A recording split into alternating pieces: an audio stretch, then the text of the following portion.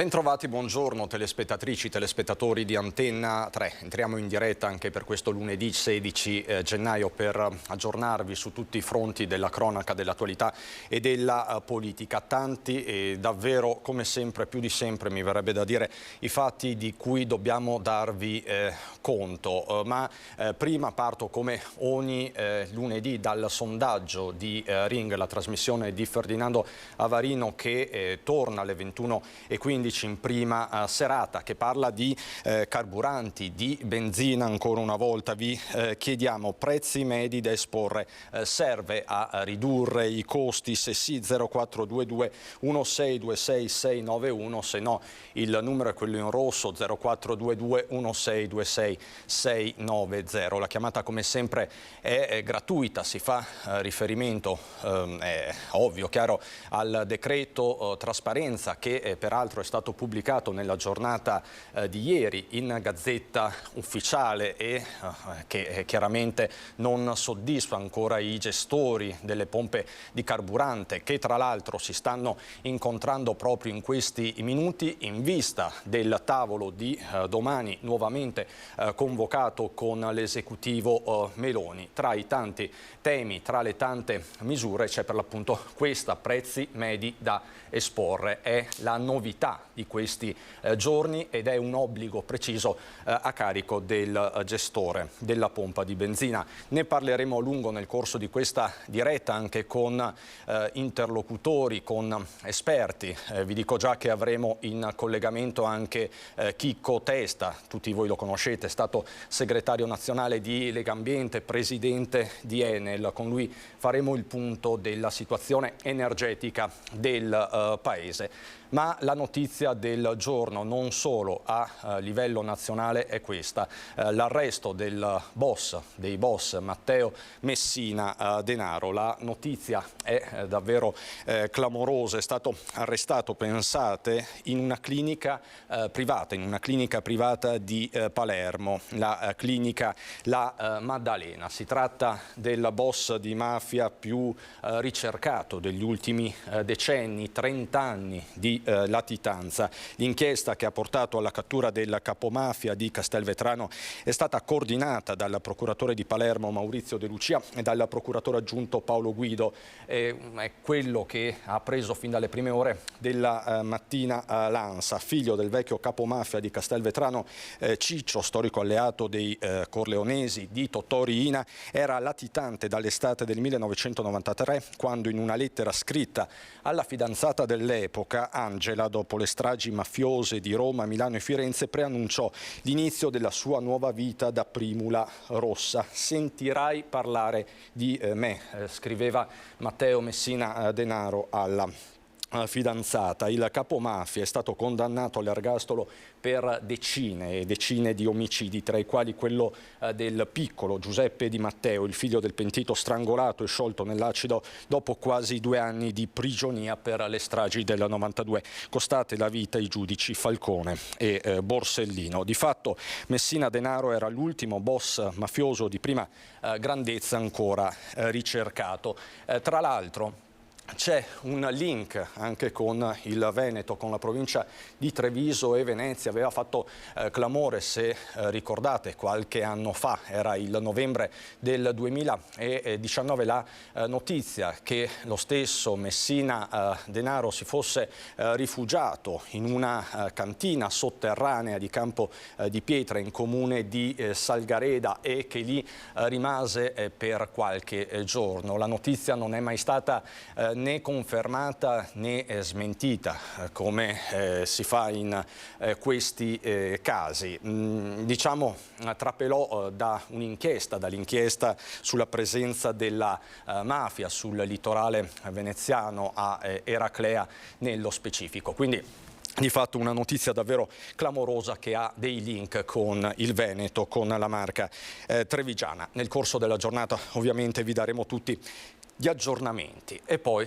c'è la pagina che sembra davvero senza fine, tragica, drammatica, chiamatela come volete, degli incidenti stradali, perché di fatto in poco meno di 24 ore, forse 12, ci sono state ben 6 vittime sulle strade del Veneto. Fra poco ci collegheremo con Legnaro, con la nostra Chiara Gaiani, perché nella notte appunto c'è stato un incidente che è costato la vita a 3 persone, ma prima, nella giornata di ieri, lo stesso tragico numero ha caratterizzato un incidente che si è registrato a Veronella. Un bilancio tragico, 3 giovani morti nell'auto finita nel canale pieno d'acqua, un quarto ferito ricoverato all'ospedale di San Bonifacio. L'incidente è avvenuto nel pomeriggio di ieri a Veronella, ha preceduto di poche ore l'altra strage sulla strada, quella di Legnaro nel Padovano, e ricorda per certi versi anche gli incidenti costati la vita tra Mestre e San Donà di Piave ad altri 4 ragazzi. Anche in questo caso la vettura su cui viaggiava la compagnia di amici, tutti tra i 19 e i 20 anni, di origini indiane, intorno alle 17:30 è finita contro il guardrail del ponte che attraversa l'Alpone in via Battello Zerpano. Dopo l'urto la macchina è finita nella scarpata e l'abitacolo si è trasformato in una trappola mortale per 3 di loro, 2 ragazzi e una ragazza, tutti residenti nel Veronese. Un quarto, seppur ferito, è riuscito a uscire dal portellone del bagagliaio e a dare l'allarme. Ma all'arrivo dei soccorritori, intervenuti con 3 mezzi tra ambulanze e automedica, per gli altri occupanti dell'auto non c'era più nulla da fare. Sul posto anche i vigili del fuoco da Caldiero, Lonigo e Verona, che utilizzando l'autogru hanno tirato su la macchina consentendo ai sanitari di raggiungere i ragazzi all'interno dell'abitacolo, tutti ormai senza vita. Questo è il servizio di Lina Paronetto. Vi posso aggiornare sul fatto che 2 delle vittime erano fratelli, un fratello e una sorella di 18 e 16 anni, l'altro un ragazzo 19enne. Sono queste le vittime dell'incidente di ieri per l'appunto a Veronella. I 3 giovani, tutti di origini indiane, residenti a Monteforte d'Alpone, erano a bordo dell'automobile che avete visto nelle immagini. Tra l'altro appunto fra poco ci collegheremo con Chiara Gaiani da Legnaro per l'incidente mortale che si è registrato nottetempo sulla strada piovese, ma in attesa di collegarci facciamo il punto di un weekend davvero infernale sulle strade, in particolare della provincia di Padova. Questo è successo, questo investimento, l'investimento di un pedone a Piazzola.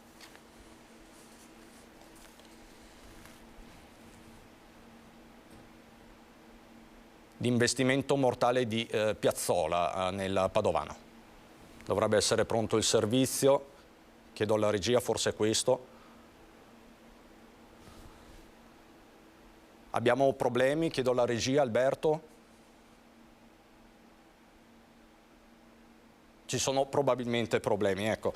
Allora non importa, andiamo avanti con questa tragica pagina nel Vicentino, a Trissino, nella notte tra sabato e domenica. Un automobilista ha battuto un palo del telefono, vediamo. 3 incidenti a catena in via Pranove a Trissino nella notte tra sabato e domenica, auto danneggiate ma nessun ferito. Il primo incidente alle 2 di notte, quando un'auto sarebbe finita contro un palo del telefono facendone cadere altri 3 per effetto domino sulla carreggiata, che ha comportato l'intervento dei carabinieri di Arzignano. Nell'arco di pochi minuti sarebbero sopraggiunti, secondo le prime ricostruzioni degli uomini dell'Arma, un secondo e un terzo veicolo che avrebbero a loro volta urtato il palo. I vigili del fuoco, arrivati da Arzignano, hanno messo in sicurezza i mezzi e la strada rimuovendo i pali. I carabinieri hanno deviato il traffico ed eseguito i rilievi del sinistro. Nel pomeriggio di ieri, intorno alle 15:30, a Porcellengo di Paese, quindi ritorniamo nella Marca, un'auto condotta da un 29enne trevigiano diretta verso il centro cittadino per causa in corso di accertamento si è scontrata frontalmente con una Mercedes Vito condotta da una 61enne che proveniva nella direzione opposta. Entrambi i conducenti rimasti feriti sono stati trasportati all'ospedale di Treviso, ma non sarebbero in pericolo di vita. Sul posto per i rilievi carabinieri della compagnia di Montebelluna.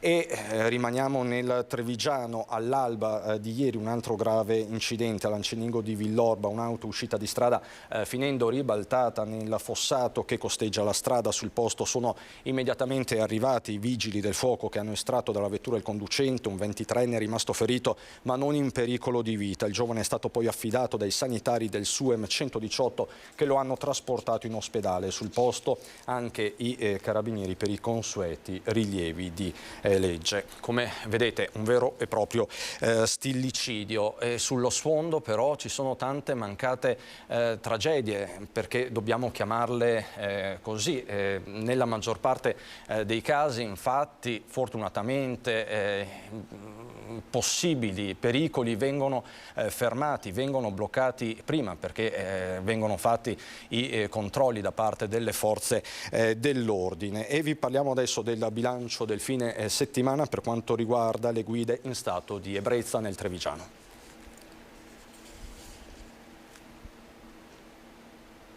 Patenti ritirate, 3 automobilisti deferiti. Al bilancio dei controlli svolti nelle ultime ore dai carabinieri del comando provinciale di Treviso in diversi comuni della Marca. I militari hanno deferito per guida sotto l'effetto dell'alcol un 20enne padovano fermato a Castelfranco e un 36enne controllato nel Solighese. Entrambi gli automobilisti sottoposti all'alcol test sono stati trovati con un tasso maggiore di 1 grammo per litro. Per loro è scattato il ritiro della patente. Patenti ritirate anche a 2 donne trovate a Castelfranco alla guida con un tasso alcolico superiore ai limiti consentiti, ma comunque inferiore a 0,8. Sempre nell'ambito di questi servizi, i carabinieri a San Giacomo di Vittorio Veneto hanno deferito all'autorità giudiziaria un 27enne che aveva nascosti in auto un pugnale e un coltello a serramanico con lama di 10 centimetri. Entrambe le armi sono state sequestrate. Dicevamo 6 vittime in poche ore in Veneto sulle strade. Vi abbiamo raccontato i fatti di Veronella con quei 3 ragazzi di origini indiane morti, tra cui 2 fratelli. Adesso andiamo sulla strada piovese con la nostra Chiara Gaiani per l'altro incidente mortale di cui vi ho parlato in apertura. Chiara, buongiorno.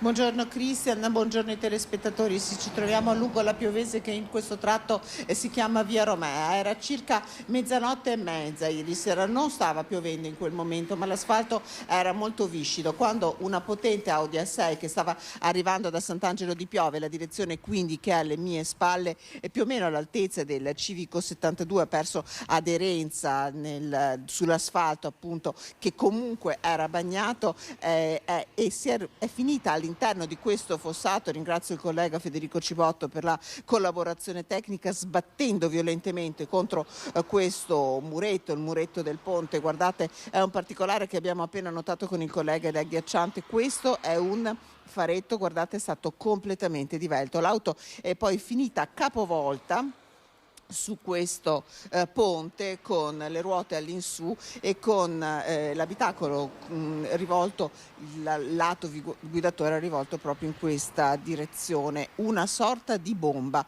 ha raccontato la signora che vive in questa casa insieme ad un'anziana che con il cuore in gola nel cuore della notte si è precipitata fuori.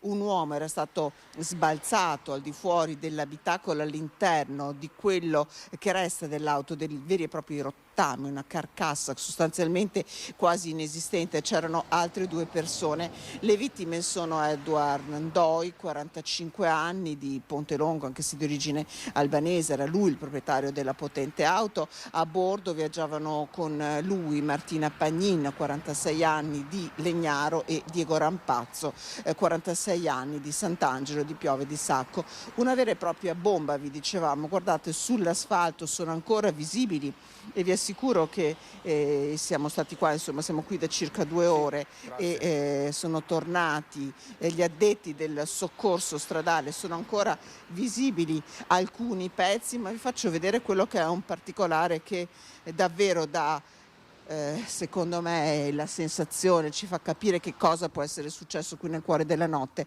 Guardate, la finestra, il piano superiore di questa abitazione è rotta, ma non era rotta, lì si è conficcato lo specchietto retrovisore della macchina, una vera e propria bomba. Dicevamo, sul posto hanno lavorato per circa 4 ore i soccorritori, i sanitari del SUEM non hanno potuto fare altro che constatare il decesso delle vittime, con loro i vigili del fuoco e i carabinieri che stanno cercando di ricostruire l'esatta dinamica di quanto è accaduto. Ma vi dicevamo prima, Christian, che noi abbiamo sentito la signora che nel cuore della notte si è precipitata fuori dall'abitazione per cercare di capire che cosa fosse accaduto, e allora vi lasciamo all'intervista. Ringrazio ancora Federico Cibotto e da Legnaro restituisco la linea poi allo studio.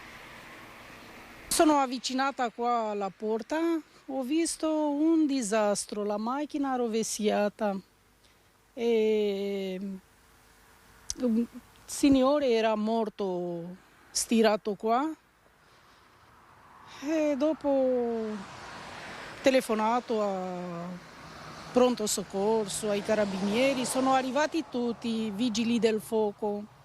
Dopo ha tirato ancora 2 morti dalla macchina e ha tirato giù per terra, è venuta da Padova, non lo so, per tirare su. E questo è. Io sono stata fino alla fine, quando alle 4 sia finito tutto. C'era le ruote qua avanti di casa, una rotta, pezzi di macchina, tutto.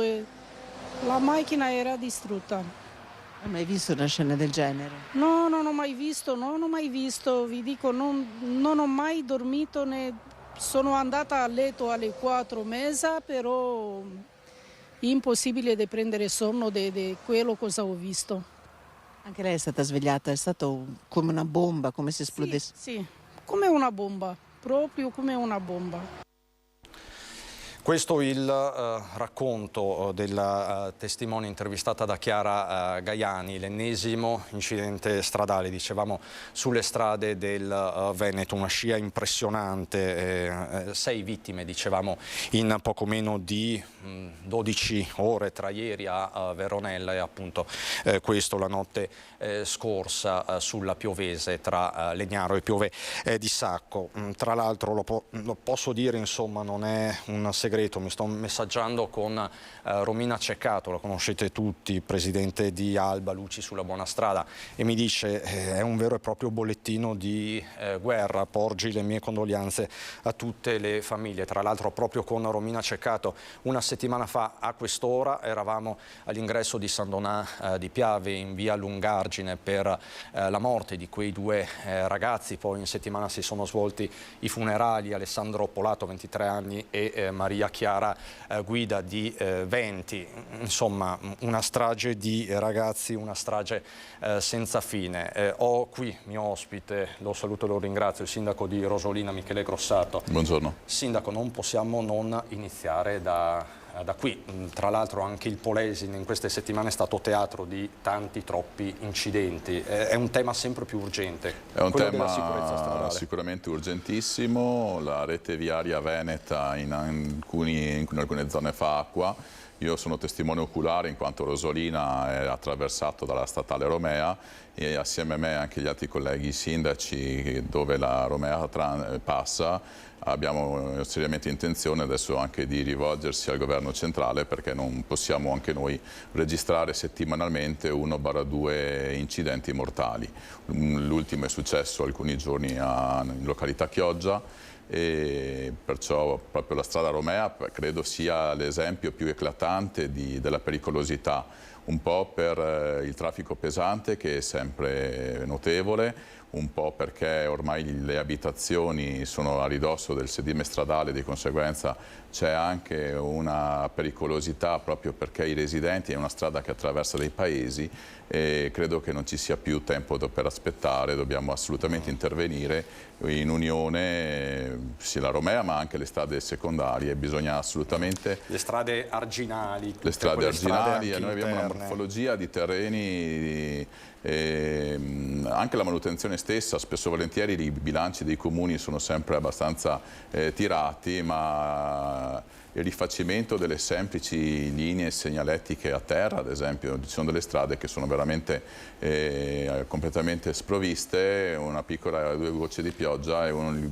guidatore si mette veramente in pericolo quando transita su queste strade. E poi appunto siamo qui a raccontare queste storie che non vorremmo mai raccontare. Continuiamo con la cronaca, parliamo adesso di alcune operazioni antidroga concentrate soprattutto nel Padovano nel fine settimana, dove è stata arrestata una donna nigeriana con 2 chilogrammi di eroina.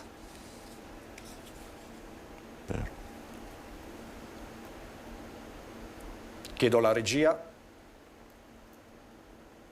se c'è il servizio. Non c'è il servizio, andiamo avanti allora. Ai poliziotti che l'hanno fermata per un controllo ha detto che era uscita per acquistare del latte, ma nelle bottiglie erano nascosti 182 ovuli di eroina già confezionata. In totale circa 2 kg di droga che, se immessa nel mercato, poteva fruttare circa 135.000 euro. In manette una quarantenne nigeriana fermata durante un controllo antidroga vicino alla stazione. La donna era stata notata salire a bordo di una monovolume dopo aver riposto sui sedili posteriori un cestino per la spesa. Ad attenderla alla guida un connazionale risultato però estraneo ai fatti. Agli agenti che l'hanno fermata in via Fraire Mitano, la quarantenne nigeriana ha raccontato di essere appena stata al supermercato per comprare del latte, ma dentro alle bottiglie c'erano gli ovuli di eroina. La donna è stata arrestata e portata nel carcere di Verona.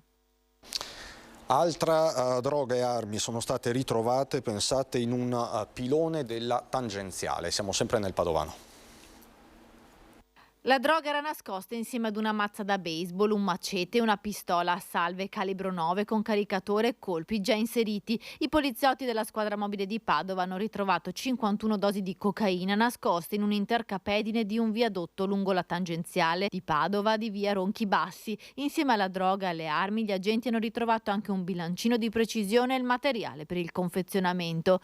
In un'altra operazione antidroga, nel fine settimana, sempre a Padova in via Perosi all'Arcella, è stato arrestato un 42enne nigeriano irregolare bloccato mentre vendeva cocaina ad un cliente. Denunciati 2 tunisini che detenevano la sostanza stupefacente. Perquisita un'abitazione di via Avanzo dove sono stati ritrovati alcuni grammi di hashish e cocaina.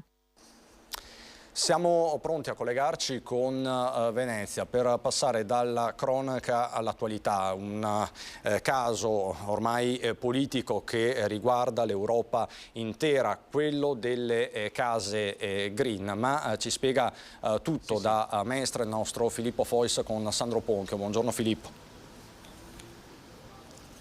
Buongiorno Cristian, buongiorno ai telespettatori di Antenna 3. Ci troviamo nel cuore di Mestre, accanto a me il segretario della Fondazione Pellicani, Nicola Pellicani, ex parlamentare, deputato con il Partito Democratico nella scorsa legislatura.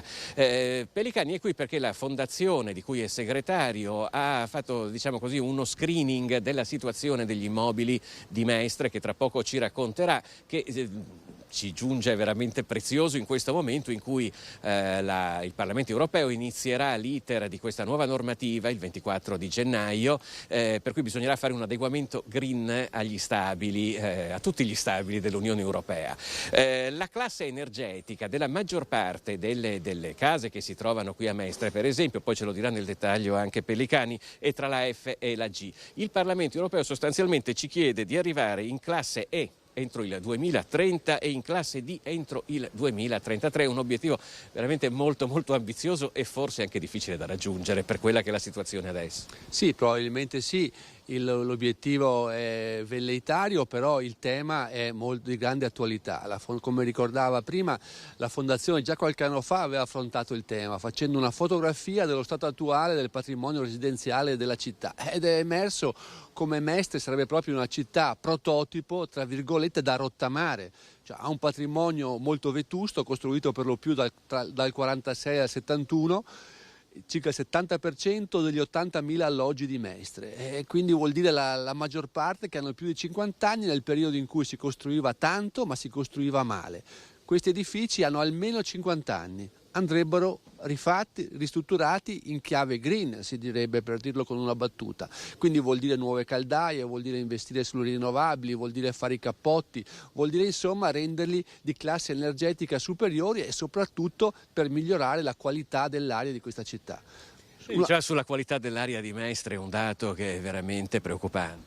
Beh, certo, calcolate che ogni giorno vengono emessi da questi edifici circa dalle 800 alle 1000 tonnellate al giorno di CO2. Vuol dire che ogni mestrino si porta sulle spalle tutti i giorni uno zainetto di circa 5 kg di CO2. Ecco, questa cosa riguarda la nostra salute, riguarda il nostro ambiente e dobbiamo trovare degli strumenti per intervenire. Nella scorsa legislatura è stato introdotto il superbonus che dei risultati li ha prodotti, ma non nella quantità richiesta, soprattutto in una città, ripeto, prototipo di come dovrebbe essere riqualificata e rinnovata. Ecco, potrebbero aprirsi anche nuovi scenari per il comparto dell'edilizia. Sappiamo che il Veneto, tutto il Veneto, ha un problema contrario, vale a dire si è costruito troppo e c'è stata praticamente le aree verdi si sono molto diradate. Adesso però ci sarebbe questa nuova opportunità, però come diceva lei ci vogliono anche degli incentivi.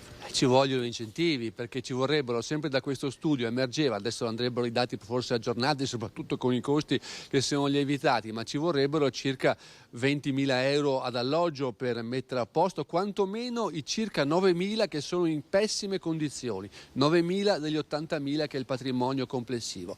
Ecco, è chiaro che il superbonus non ha dato forse gli effetti sperati, anche se ha messo in moto una grande quantità di cantieri, di attività e ha migliorato la qualità di alcuni alloggi. Ecco, servono strumenti adeguati, incentivi fiscali, l'Europa ha posto un tema serio che dobbiamo sicuramente conseguire, ma deve mettere in campo anche degli strumenti per renderlo possibile.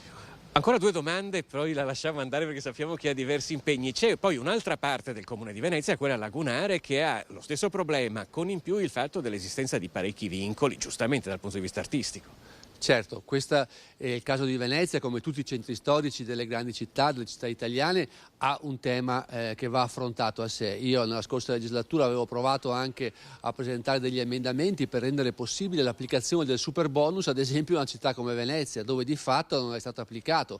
Pensate solamente in un palazzo veneziano l'applicazione di un cappotto, non è possibile. Quindi bisogna trovare strumenti adeguati per consentire anche ai centri storici delle nostre città di rendere possibile quel salto di qualità. Uno strumento che invece è passato in quell'occasione è quella di poter applicare e installare i pannelli fotovoltaici anche sui tetti dei centri storici. Adesso a Venezia è possibile in tante zone della città. La domanda che volevo farle, noi abbiamo visto che la deadline, come si dice adesso, vale a dire l'appuntamento entro il quale passare di classe energetica, è molto ravvicinato, il 2030. Quando si prendono questo genere di decisioni, lo chiedo a lei che è stato in Parlamento per 5 anni, ma si ha l'idea, per esempio in questo caso a Bruxelles, chiaramente non a Roma, di come sia lo stato dell'arte e di quale sia la fattibilità di certi provvedimenti che vengono poi approvati?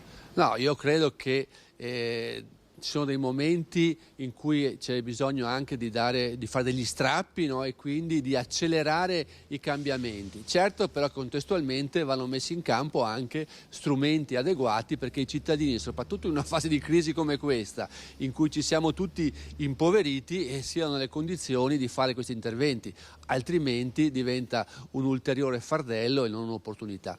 Ecco, e chissà come saremo nel 2030 e quale sarà la situazione anche a livello internazionale. Speriamo insomma che ci siano dei miglioramenti. Comunque dicevamo, se dovessimo mandare un telegramma a Bruxelles dovremmo dire che abbiamo bisogno di parecchi soldi per adeguarci e di un po' più di tempo. Certo, soprattutto abbiamo bisogno di risorse perché non è pensabile che i singoli cittadini si facciano carico a proprie spese di interventi così onerosi, perché parliamo dalle 20 alle 30.000 euro ad appartamento. Ringraziamo il segretario della Fondazione Pellicani, Nicola Pellicani, gli auguriamo naturalmente buon lavoro per tutte le attività. Se non ci sono domande, Cristian, io ti restituirei la linea. Grazie davvero Filippo, a te Sandro Ponco e il tuo ospite Nicola Pellicani. Tra l'altro questo è il titolo di ieri del Sole 24 Ore dedicato proprio alle case green, il muro contro l'Unione Europea, questo il titolo, è il fronte di questi giorni. Il problema non è soltanto italiano, è soprattutto italiano. Poi magari ne parleremo anche con i nostri prossimi ospiti. Sindaco Grossato, sindaco di Rosolina, un flash proprio su questa tematica. Qualcuno l'ha definita una patrimoniale mascherata. Non voglio pensare male, però come ha poc'anzi detto Pellicani, ci sono due aspetti tecnici, un aspetto tecnico e un aspetto economico. L'aspetto tecnico che è sicuramente un iter autorizzativo per anche un semplice rifacimento nelle aree, soprattutto tipo le mie del Delta del Po, che sono soggette a vincoli paesaggistici, sappiamo benissimo che non sono rapide. L'aspetto economico, ovviamente, in un momento anche di crisi come questo, imporre una manutenzione straordinaria, un recupero di un edificio non è una passeggiata. Perciò bisogna assolutamente intanto spostare l'asticella del tempo, perché il 2030 è domani e sarà impossibile che l'Italia riesca a rispettare questo timing, e in più bisogna intervenire con formule di sostegno tipo il super bonus, delle cose più snelle anche dal punto di vista di gestione stessa delle pratiche, e allora sì che in Italia riusciremo a adeguare questi edifici. Però non certo per il Ma non è una cosa semplice. 2030. Facciamo così, abbiamo ancora tantissima cronaca, diversi collegamenti aperti e tanti ospiti. Vi ho già annunciato Chico Testa, ex presidente di Enel. Tutto questo fra pochi minuti.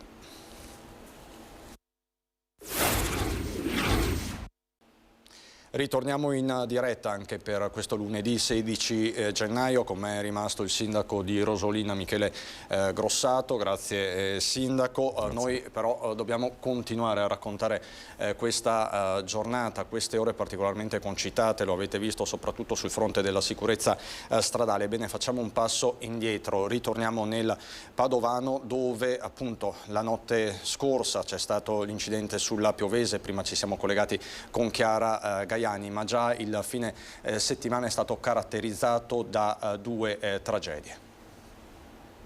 Travolto e ucciso mentre stava attraversando la strada davanti alla sua tabaccheria il tragico destino di Giorgio Grassetti, 77enne di Rubano, morto sabato sera a Piazzola sul Brenta. L'uomo era nel negozio di Via Rolando con la moglie e stava per chiudere. Era uscito per andare a recuperare la sua auto nel parcheggio di fronte, ma mentre attraversava è stato investito dall'auto di Massimo Biasio, 57 anni, consigliere comunale di Piazzola, che ha provato a sterzare ma non è riuscito ad evitare l'impatto.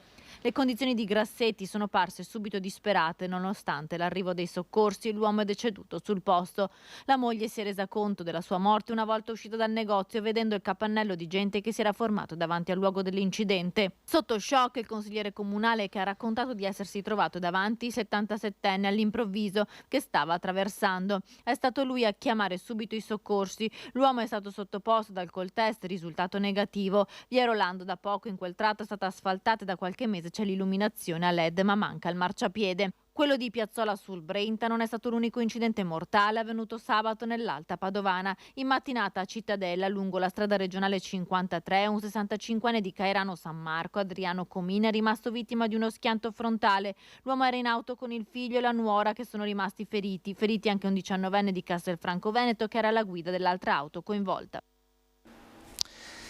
Ritorniamo a raccontarvi una storia di cui ci occupiamo da sempre, quella di Mattia Battistetti, il ragazzo morto nel marzo del 2021 a Montebelluna, morto in un incidente sul luogo del lavoro. A fine gennaio si aprirà il processo a carico dei titolari dell'azienda dove operava, dei responsabili della sicurezza e quant'altro. Si sta organizzando un sit-in all'esterno del Tribunale di Treviso.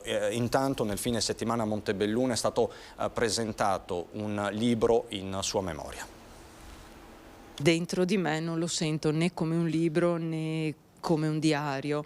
Sono i miei sentimenti e è il rapporto che io ho con Mattia in questo dialogo di amore da parte mia verso mio figlio che non c'è più. Quel legame che non si è mai spezzato nemmeno quando un drammatico incidente sul lavoro ha strappato per sempre a mamma Monica e il suo amato figlio Mattia.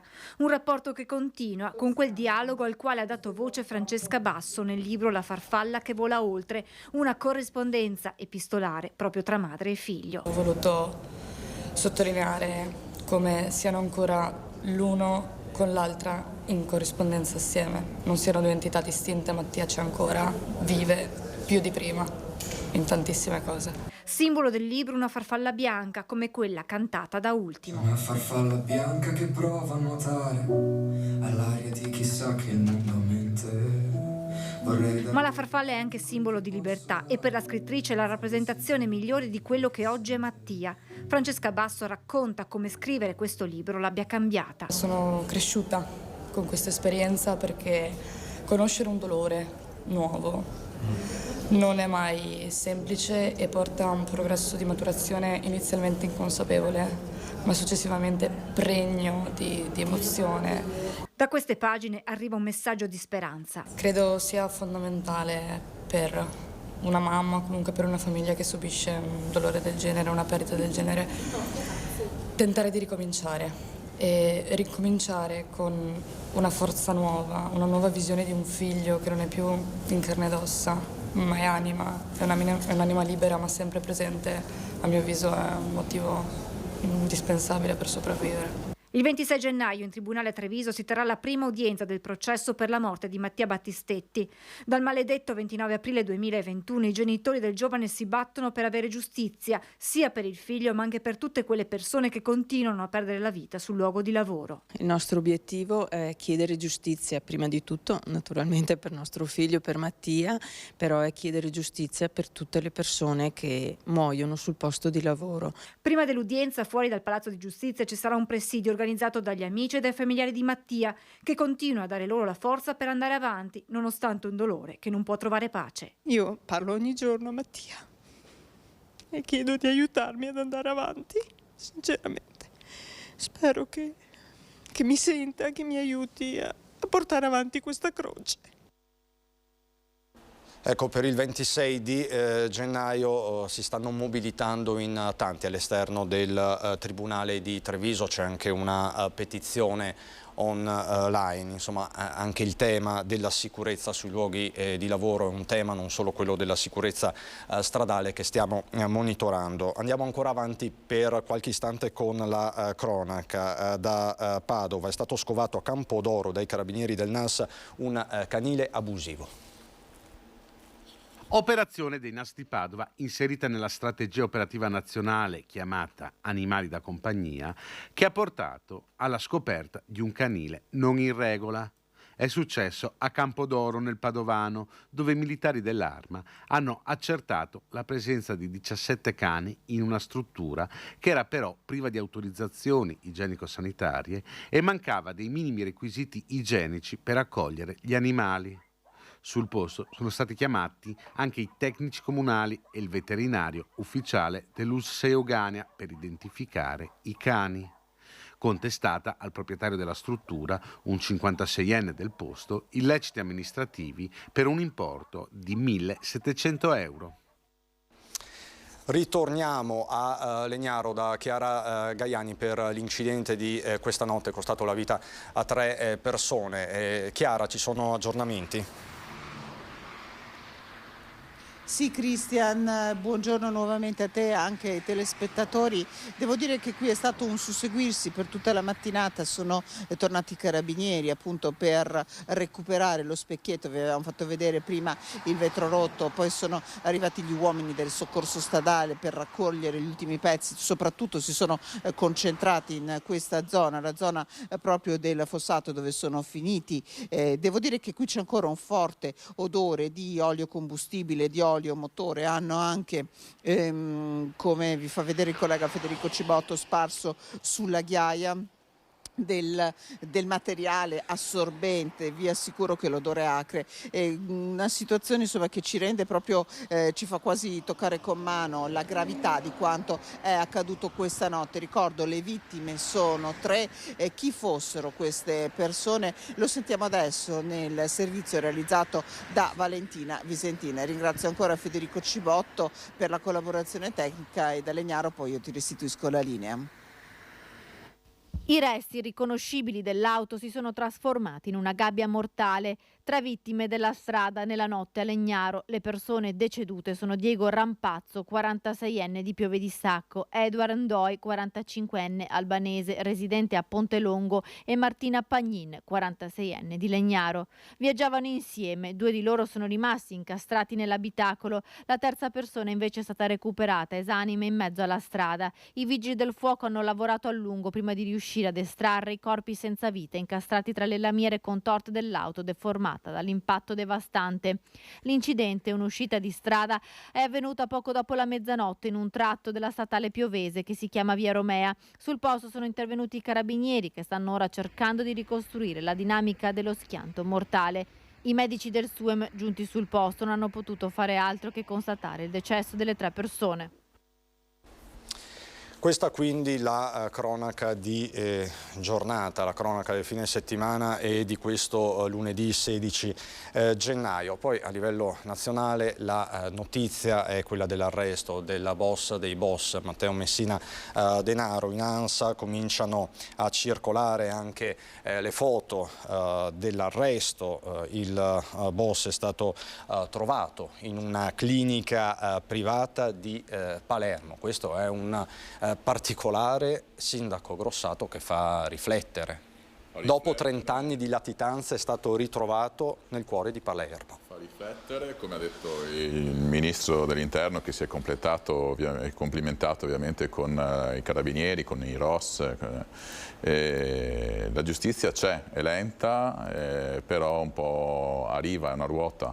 Sicuramente 30 anni sono tanti, significa che è stato in grado di crearsi una rete, una copertura impenetrabile, ha riuscito anche a fare un intervento di chirurgia plastica per trasformare un po' le sembianze. Lo hanno riconosciuto molto probabilmente solo dalla voce, questo carabiniere che si è avvicinato in sala d'attesa chiedendogli il nome. Lui si è palesato. Ha dei grossi problemi di salute, forse sarà anche questo un motivo, ma non è un motivo che giustifica una latitanza di 30 anni, una persona che ha veramente fatto una pagina negativa della storia italiana.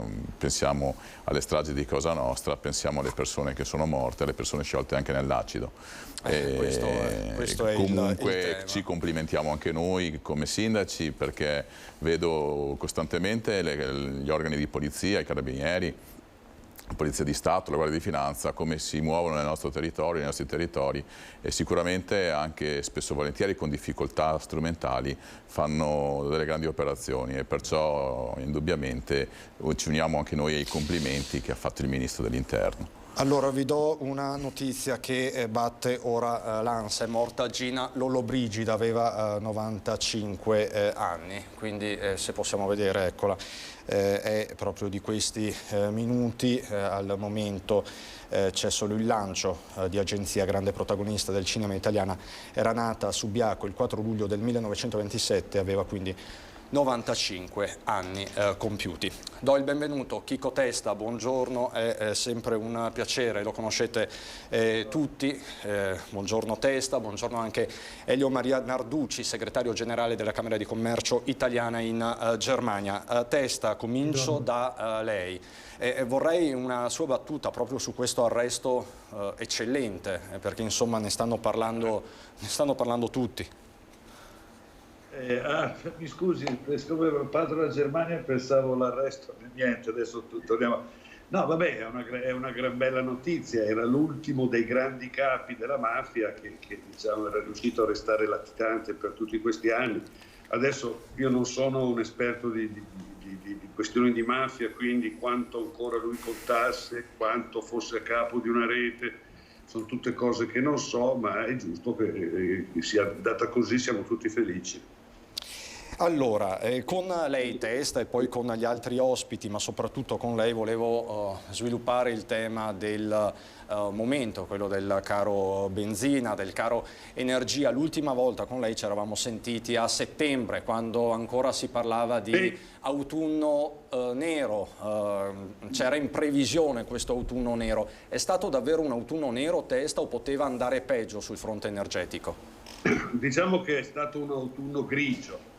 soprattutto dico grazie al clima positivo di questi mesi, diciamo, il riscaldamento globale c'è qualche effetto positivo, diciamo così, abbiamo risparmiato consumi di energia importanti, gli stoccaggi sono pieni e quindi penso che non avremo il problema, non dovremmo avere il problema della carenza di energia.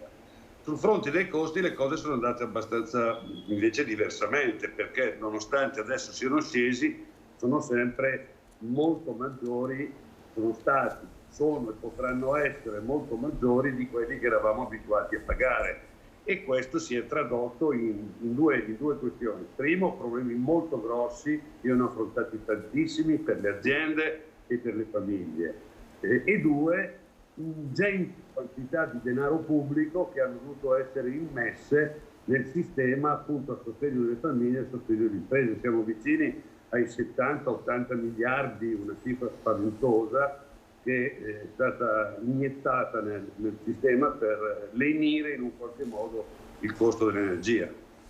Questo è il tema. Testa, come si sta comportando il governo nei confronti di questa macro tematica? Guardiamo proprio all'ultimo decreto che è stato pubblicato ieri in Gazzetta Ufficiale, questo decreto trasparenza dedicato, tra virgolette, ai benzinai e che tante proteste sta suscitando. Tra l'altro benzinai che in questi minuti si stanno incontrando fra di loro per delineare una strategia da portare domani al vertice del governo. Qual è il suo giudizio? Allora, sono stati fatti dei pasticci, è evidente, non c'erano le idee chiare o sono state comunicate male, perché poi invece fondamentalmente io sulla scelta di non finanziare ulteriormente le accise sono d'accordo. Il prezzo del carburante era sceso, non c'era più bisogno di mettere cioè è chiaro che gli sconti fanno sempre comodo, no? È ovvio, no? E chi è contrario a uno sconto? Nessuno. Però tenendo conto che sarebbe costato 1 miliardo di euro al mese, io credo che il prezzo che oggi abbiamo nei benzinai è un prezzo aumentato ma non drammatico, no? Quindi adesso i benzinai sono particolarmente arrabbiati perché sono state previste multe gigantesche per se non metti i cartelli con l'indicazione del prezzo, eccetera, eccetera, e questo fa parte un po' della confusione, no? Però dobbiamo metterci in testa che non è che noi possiamo continuare appunto a stanziare cifre pazzesche, bisogna che impariamo a moderare i nostri consumi di energia, a risparmiare e a concentrare gli aiuti veramente sulle fasce più deboli. Tra l'altro lei sa che ci sono degli studi per i quali gli attuali sconti, i vecchi sconti che sono stati fatti per la benzina hanno finito per favorire le persone che stanno meglio, non le persone che stavano peggio. Quindi da questo punto di vista mi pare di capire, Testa, lei concorda con quanto detto dalla Premier Meloni? Sì, fondamentalmente sì. No, e trovo anche contraddittoria lei. Adesso questa è una storia un po' complicata, no? Sì, ma molto. Lei sa che una delle rivendicazioni della sinistra, diciamo della sinistra ambientalista, è quella dell'eliminazione dei cosiddetti SAD. Cosa sono i SAD? Sono i sussidi ambientalmente dannosi. Tra questi sussidi erano indicati gli sconti sui combustibili per l'autotrazione, in particolare sul gasolio, no? Allora non puoi chiedere da una parte che vengano aboliti gli sconti e poi protestare se gli sconti vengono aboliti, è solo una gran confusione. Adesso c'è un po' questo solito meccanismo italiano per cui se il governo dice una cosa l'opposizione deve dire il contrario e viceversa, no? E invece dovremmo guardare tutti insieme gli interessi seri del paese. Narducci, vengo da lei, poi ritorno ovviamente da Testa. A proposito di paese, il paese Germania come sta affrontando in queste settimane la crisi energetica, i prezzi del carburante? Perché sono saliti anche lì, vedo da uno schema del Corriere della Sera pubblicato sabato se non sbaglio, abbiamo dei prezzi molto simili Italia e Germania, con il distinguo e la precisazione che il costo della vita e i salari in Italia sono diversi rispetto a quelli tedeschi. Com'è la situazione lì da voi a Francoforte e dintorni? Beh, intanto è vero che i prezzi sono saliti, ma non così tanto, nel senso che sono rimasti più o meno sempre uguali durante il periodo. Prima delle feste sostanzialmente si faceva benzina diciamo in città sempre con 1,80 euro al litro, in autostrada 2,20 adesso al ritorno dalle feste più o meno è la stessa cosa. Quindi sono stati più alti prima, adesso si sono effettivamente allineati a quella che l'Italia, forse lievemente più alta dell'Italia in media. L'inverno è stato, come diceva il dottor Testa, quindi una situazione grigia anche in Germania, ma non nera come si prevedeva. Anche qui gli stoccaggi sono pieni e sostanzialmente crisi non ce ne dovrebbero essere.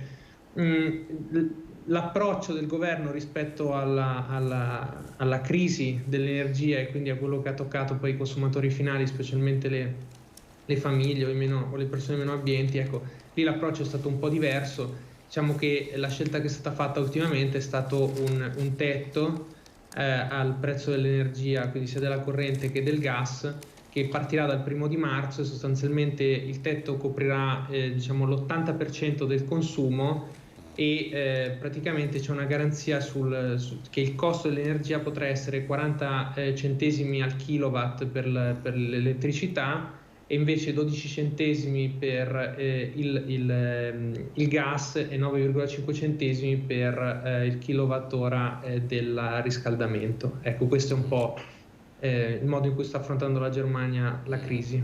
È un approccio giusto, secondo lei, Testa, quello della Germania che ci ha appena illustrato Narducci? È un approccio giusto, ma sa, c'è una grandissima differenza, che la Germania ha spazi di debito pubblico che per noi sono inimmaginabili.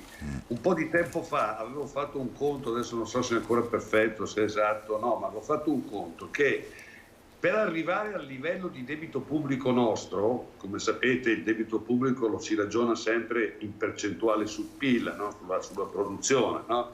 La Germania potrebbe spendere 2.000 miliardi di euro e solo a quel punto arriverebbe a quel 150% che è grosso modo la nostra percentuale oggi di debito. Quindi la Germania può permettersi di mettere nel sistema cifre, quantità di denaro che noi non possiamo nemmeno sognarci, perché poi ricordo che siamo in una fase di interessi crescenti, quindi il debito pubblico costerà sempre di più, che noi abbiamo un differenziale rispetto agli altri paesi della quantità di interessi che dobbiamo pagare di decine di miliardi, che sono soldi sottratti agli investimenti e sottratti alla spesa sociale, e che c'è sempre il famoso spread, il rischio, perché in questi anni la BEI, l'Unione Europea, hanno immesso denaro nel sistema, hanno comprato i titoli di Stato italiani, hanno tenuto basso, diciamo, questo rischio. Ma nel momento in cui si tirano i remi in barca, l'Italia viene percepita da tutti gli investitori come un paese molto fragile, quindi il rischio che il costo del debito baci alle stelle è dietro l'angolo. Quindi sono due ordini di grandezza completamente diversi. Questo va assolutamente... Avremo bisogno un'altra volta di un fondo europeo, no? E qui c'è una delle contraddizioni di questo governo, no? Che sa che la soluzione di alcuni problemi stanno in Europa, ma viene da una posizione, diciamo, tra virgolette, ostile nei confronti del progetto di integrazione europea. Allora, purtroppo non si possono fare le nozze con i fichi secchi. Ci converrebbe essere un po' più morbidi, lei dice, nei confronti dell'Unione Europea. Per esempio questa storia del MES è diventata una barzelletta, no? Nessuno obbliga l'Italia a utilizzare il MES, ma che venga approvato. Ormai siamo l'unico paese che non lo ha fatto, è chiaro che veniamo guardati con sospetto. Diciamo che sta cambiando anche la linea di Giulio Tremonti a tal riguardo. Sì, esatto, è significativo anche questo, si parla di una ratifica del MES condizionata, quindi con varie strategie per l'appunto per non restare gli unici in Europa a non approvare questo strumento. Ritornando però a bomba, Testa, sui gestori di carburante. Lei ritiene giusta la loro protesta? Sono stati messi nel mirino da parte dell'esecutivo Meloni? No, sì, fa parte della confusione degli errori che sono stati fatti. Vede, in Italia, non solo in Italia, ma in Italia in particolare abbiamo una bella tendenza. Quando c'è un problema si cerca il capro espiatorio. Lei sa che il capro espiatorio è una figura meravigliosa perché è quello che consente di giustificare sia personalmente, no, non sai, non mi hanno preso a quel lavoro perché quello è colpa di quello lì che, no, insomma, sia collettiva, cioè Hitler ci ha costruito la sua fortuna sull'indicazione dei capri espiatori, no? Adesso non vogliamo paragonare, non c'è nulla da paragonare, ma uno dei capri espiatori che torna fuori continuamente è la speculazione, no? Allora, è ovvio che se tu riduci gli incentivi, diciamo riduci il sussidio alla benzina, la benzina cresce. Non c'è bisogno di parlare di speculazione. E vedi, sono stati indicati anche gli stessi benzinai come parte di una congiura speculativa per fare chissà che cosa, capisce? E quindi il fatto che siano un po' arrabbiati lo capisco. Ecco. Invece bisognava parlare con semplicità e con chiarezza. Ma senta, lei è stato presidente di Enel, tra l'altro in una delle fasi più importanti della società. Tra l'altro poi lei è un editorialista, è sempre molto franco su tutti i temi e io le chiedo con franchezza, ma perché i governi non trovano mai la forza di tassare i grandi colossi energetici? O questa perlomeno è la percezione? No, va bene, ma anche questa è un po' una bufala. Cioè i grandi colossi energetici vengono tassati e pagano le tasse come tutte le aziende, no? E anzi le pagano tutte perché non riescono a sfuggire, eccetera, eccetera, eccetera, no? Quindi qui non stiamo parlando di tassazione, la tassazione c'è, si parla di extra tassazione. Esatto. Ma le faccio allora, parliamo dell'ENI, non dell'Enel, no? Sì. L'ENI, e questa è una cosa che qualsiasi imprenditore può capire, l'ENI ha avuto anni e anni di bilanci in perdita perché il prezzo del petrolio era sceso sotto i $20, no? Allora non è che quando le aziende perdono qualcuno interviene per dire bisogna compensare le extra perdite, no? Poi vengono gli anni buoni in cui guadagni e a quel punto arriva lo Stato, diciamo, dice no, gli extra profitti mi li devi dare indietro. A parte il fatto che è stata fatta la norma e poi si è scoperto che forse gli extra profitti non sono così grandi come ci si aspettava, ma non è nella logica, non è una logica economica sana, a meno che non decidiamo che i bilanci delle aziende devono essere tutti in pareggio e che quindi lo Stato interviene, quando perdono mette soldi e quando guadagnano toglie soldi. Ma questo è uno Stato sovietico, non uno Stato diciamo liberale. Quindi potremmo dire è il mercato bellezza. Se vuole sì, è il mercato bellezza, certamente. Poi è chiaro che ci sono delle rendite, possiamo dire così, delle rendite che hanno goduto in maniera particolare. Facciamo il caso delle rinnovabili, no? Le rinnovabili hanno costi di produzione molto bassi. Il fatto che il costo dell'energia sia salito alle stelle gli ha fatto realizzare veramente dei profitti inattesi. Ma stiamo parlando di un settore che non ha mai perso nel passato, solido. Allora che lì si potesse intervenire, si è intervenuti in un qualche modo, lo trovo abbastanza corretto, però bisogna andarci, come dire, con il bisturi, non con l'accetta. Allora, senta Testa, qui con me in studio c'è un sindaco del Polesine, del Delta, Rosolina, e il tema, lo avevamo affrontato anche a settembre scorso con lei, è quello delle trivellazioni nell'Alto Adriatico. A settembre era una delle ipotesi, tra l'altro una delle ipotesi anche di campagna elettorale, poi questa ipotesi è diventata in qualche modo certezza, c'è stato quindi un via libera alle estrazioni di gas nel mare italiano, la relativa protesta dei territori, in particolare in Veneto.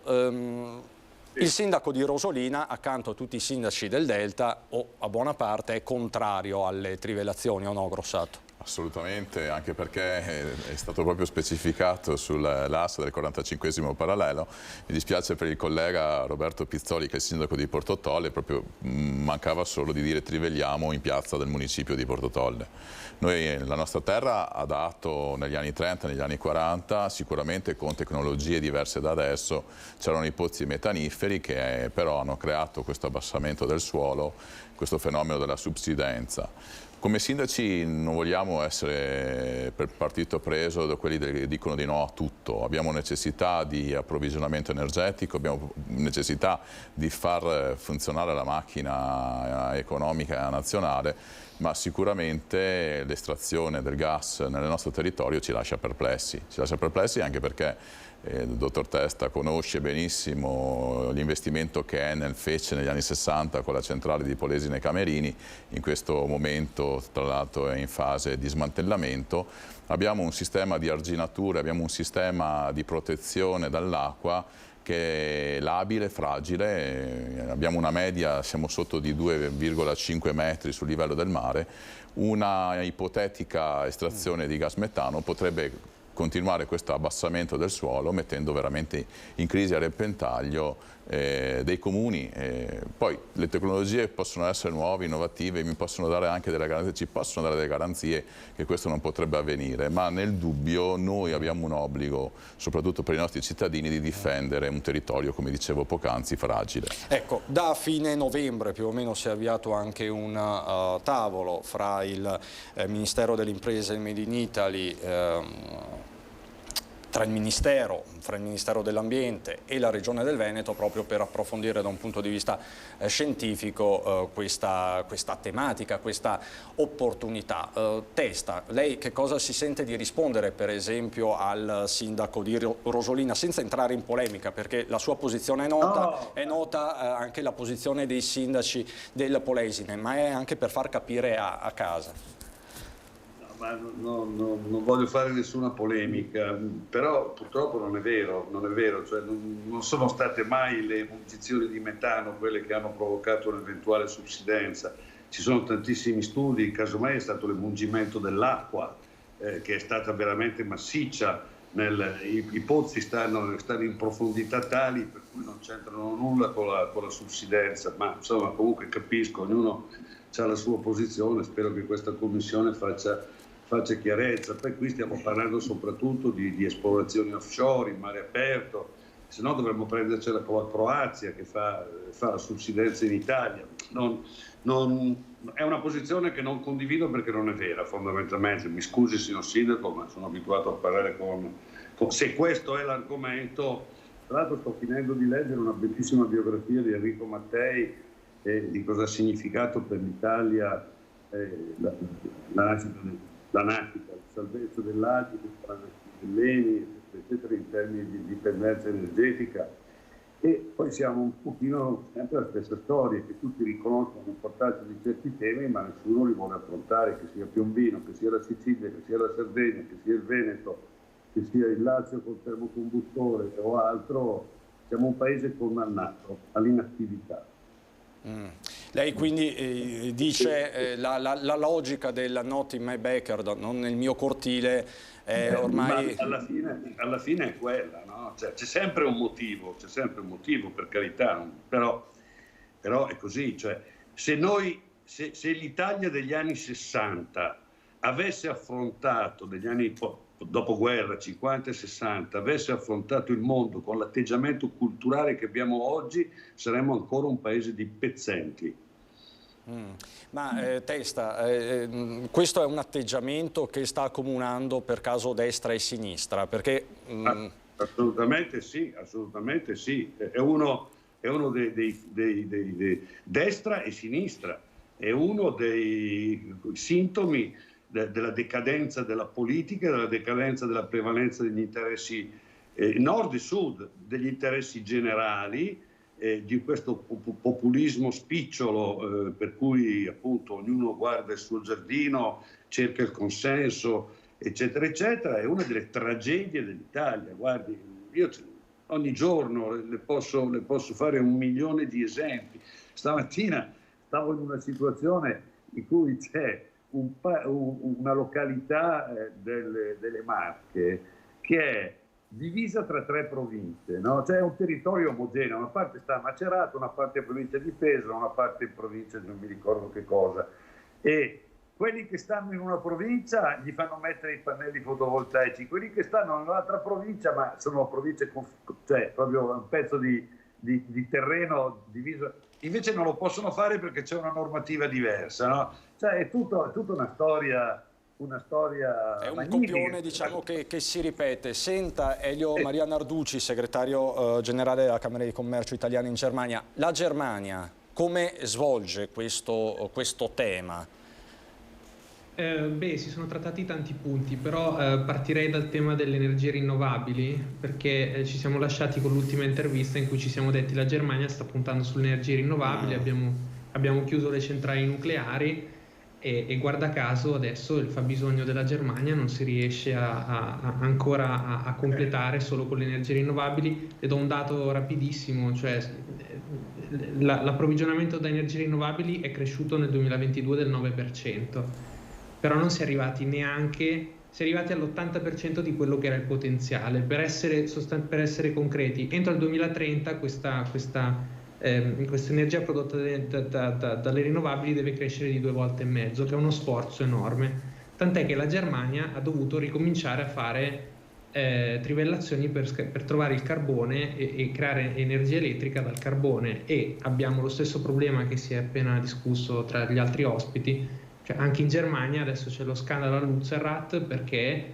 gli attivisti hanno cercato di bloccare quello che è la distruzione di un paesino per andare a riprendere il carbone, eccetera. Quindi in Germania c'è lo stesso tipo di fenomeno, uguale a come è stato descritto, con lo stesso tipo di discorso. Certo, in questo caso parliamo di carbone, però ecco, anche lì c'è una discussione politica ad alto livello in cui ci sono i verdi che spingono da una parte, la destra che spinge da un'altra parte, un accordo non si trova poi nella pratica.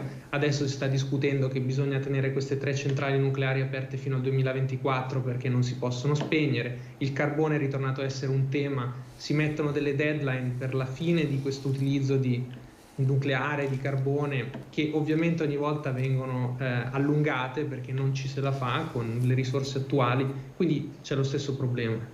C'è lo stesso problema, questo mal comune mezzo gaudio, insomma, Testa come lo valuta? Tutta l'Europa è paese? La storia tedesca è una storia incredibile perché c'è stato un cedimento a un'ideologia verdista, diciamo così, basato su un presupposto molto chiaro, che nel frattempo sarebbe arrivata una tonnellate e tonnellate di gas dalla Russia. Le ricordo che pochi mesi prima che iniziasse tutto il problema che abbiamo dovuto affrontare si discuteva dell'apertura del famoso Nord Stream 2, cioè un tubo gigantesco che avrebbe portato in Germania altri 60-70 miliardi di metri cubi di gas, cioè l'equivalente del consumo italiano di un anno, ogni anno, no?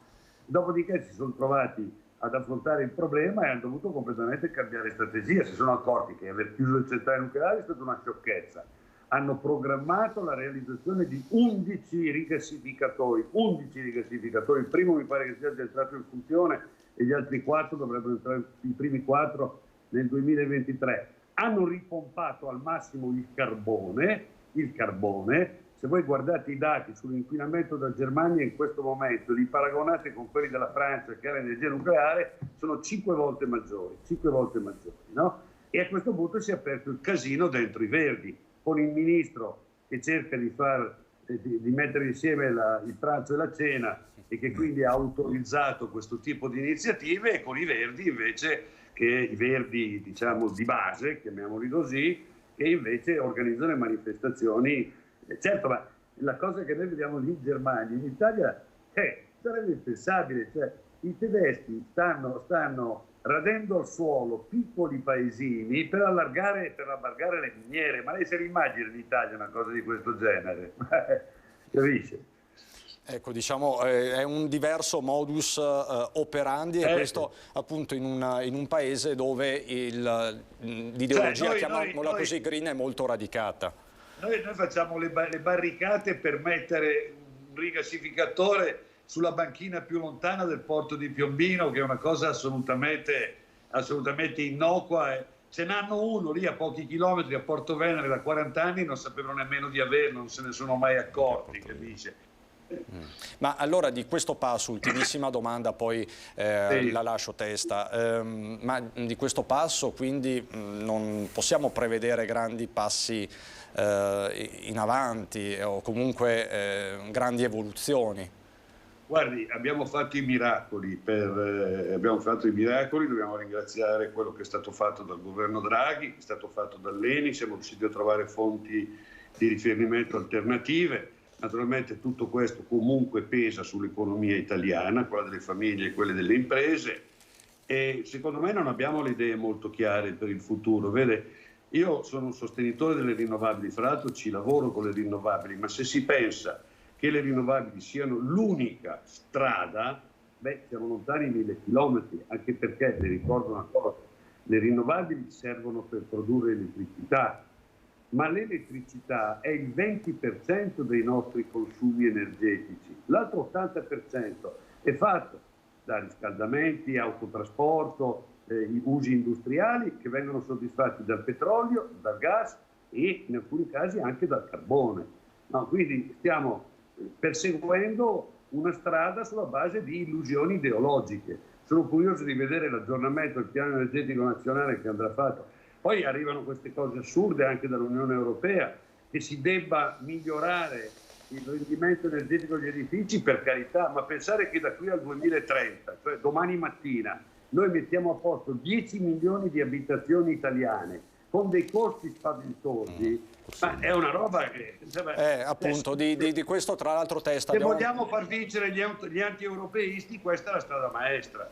È proprio spianata per certi versi. Tra l'altro ne parlavamo alle 12:20, ci siamo collegati con Venezia, pensiamo all'impatto che potrebbe avere una normativa di questo tipo su una città come quella di Venezia. Guardi, io prima di Venezia penso alle sterminate periferie di Roma, di Milano, di Torino, i caseggiati popolari. L'altro giorno ho letto un articolo che dice ma il costo non sarebbe mica tanto, dice alla fine 30.000 euro per appartamento.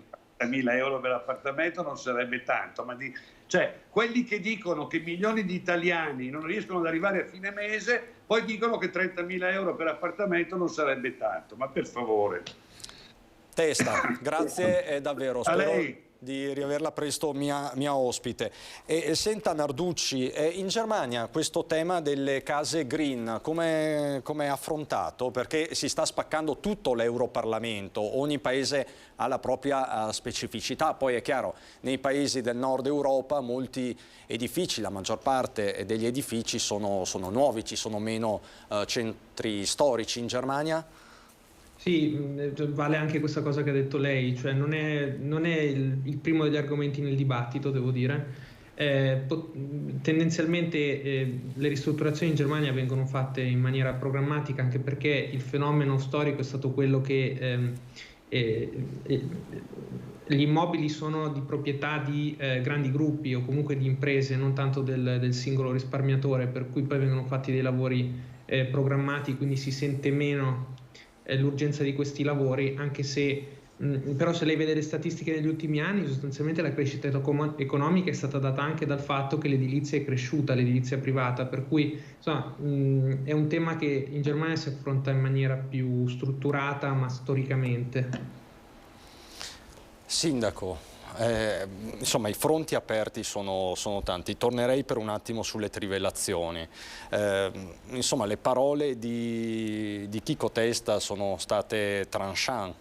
Sì, non condivido il suo punto di vista ovviamente, ma non è una questione di politica. Noi abbiamo chiesto studi certi, una commissione d'inchiesta che sia seria e che non sia un po' anacquata a favore di chi dovrebbe fare queste trivellazioni.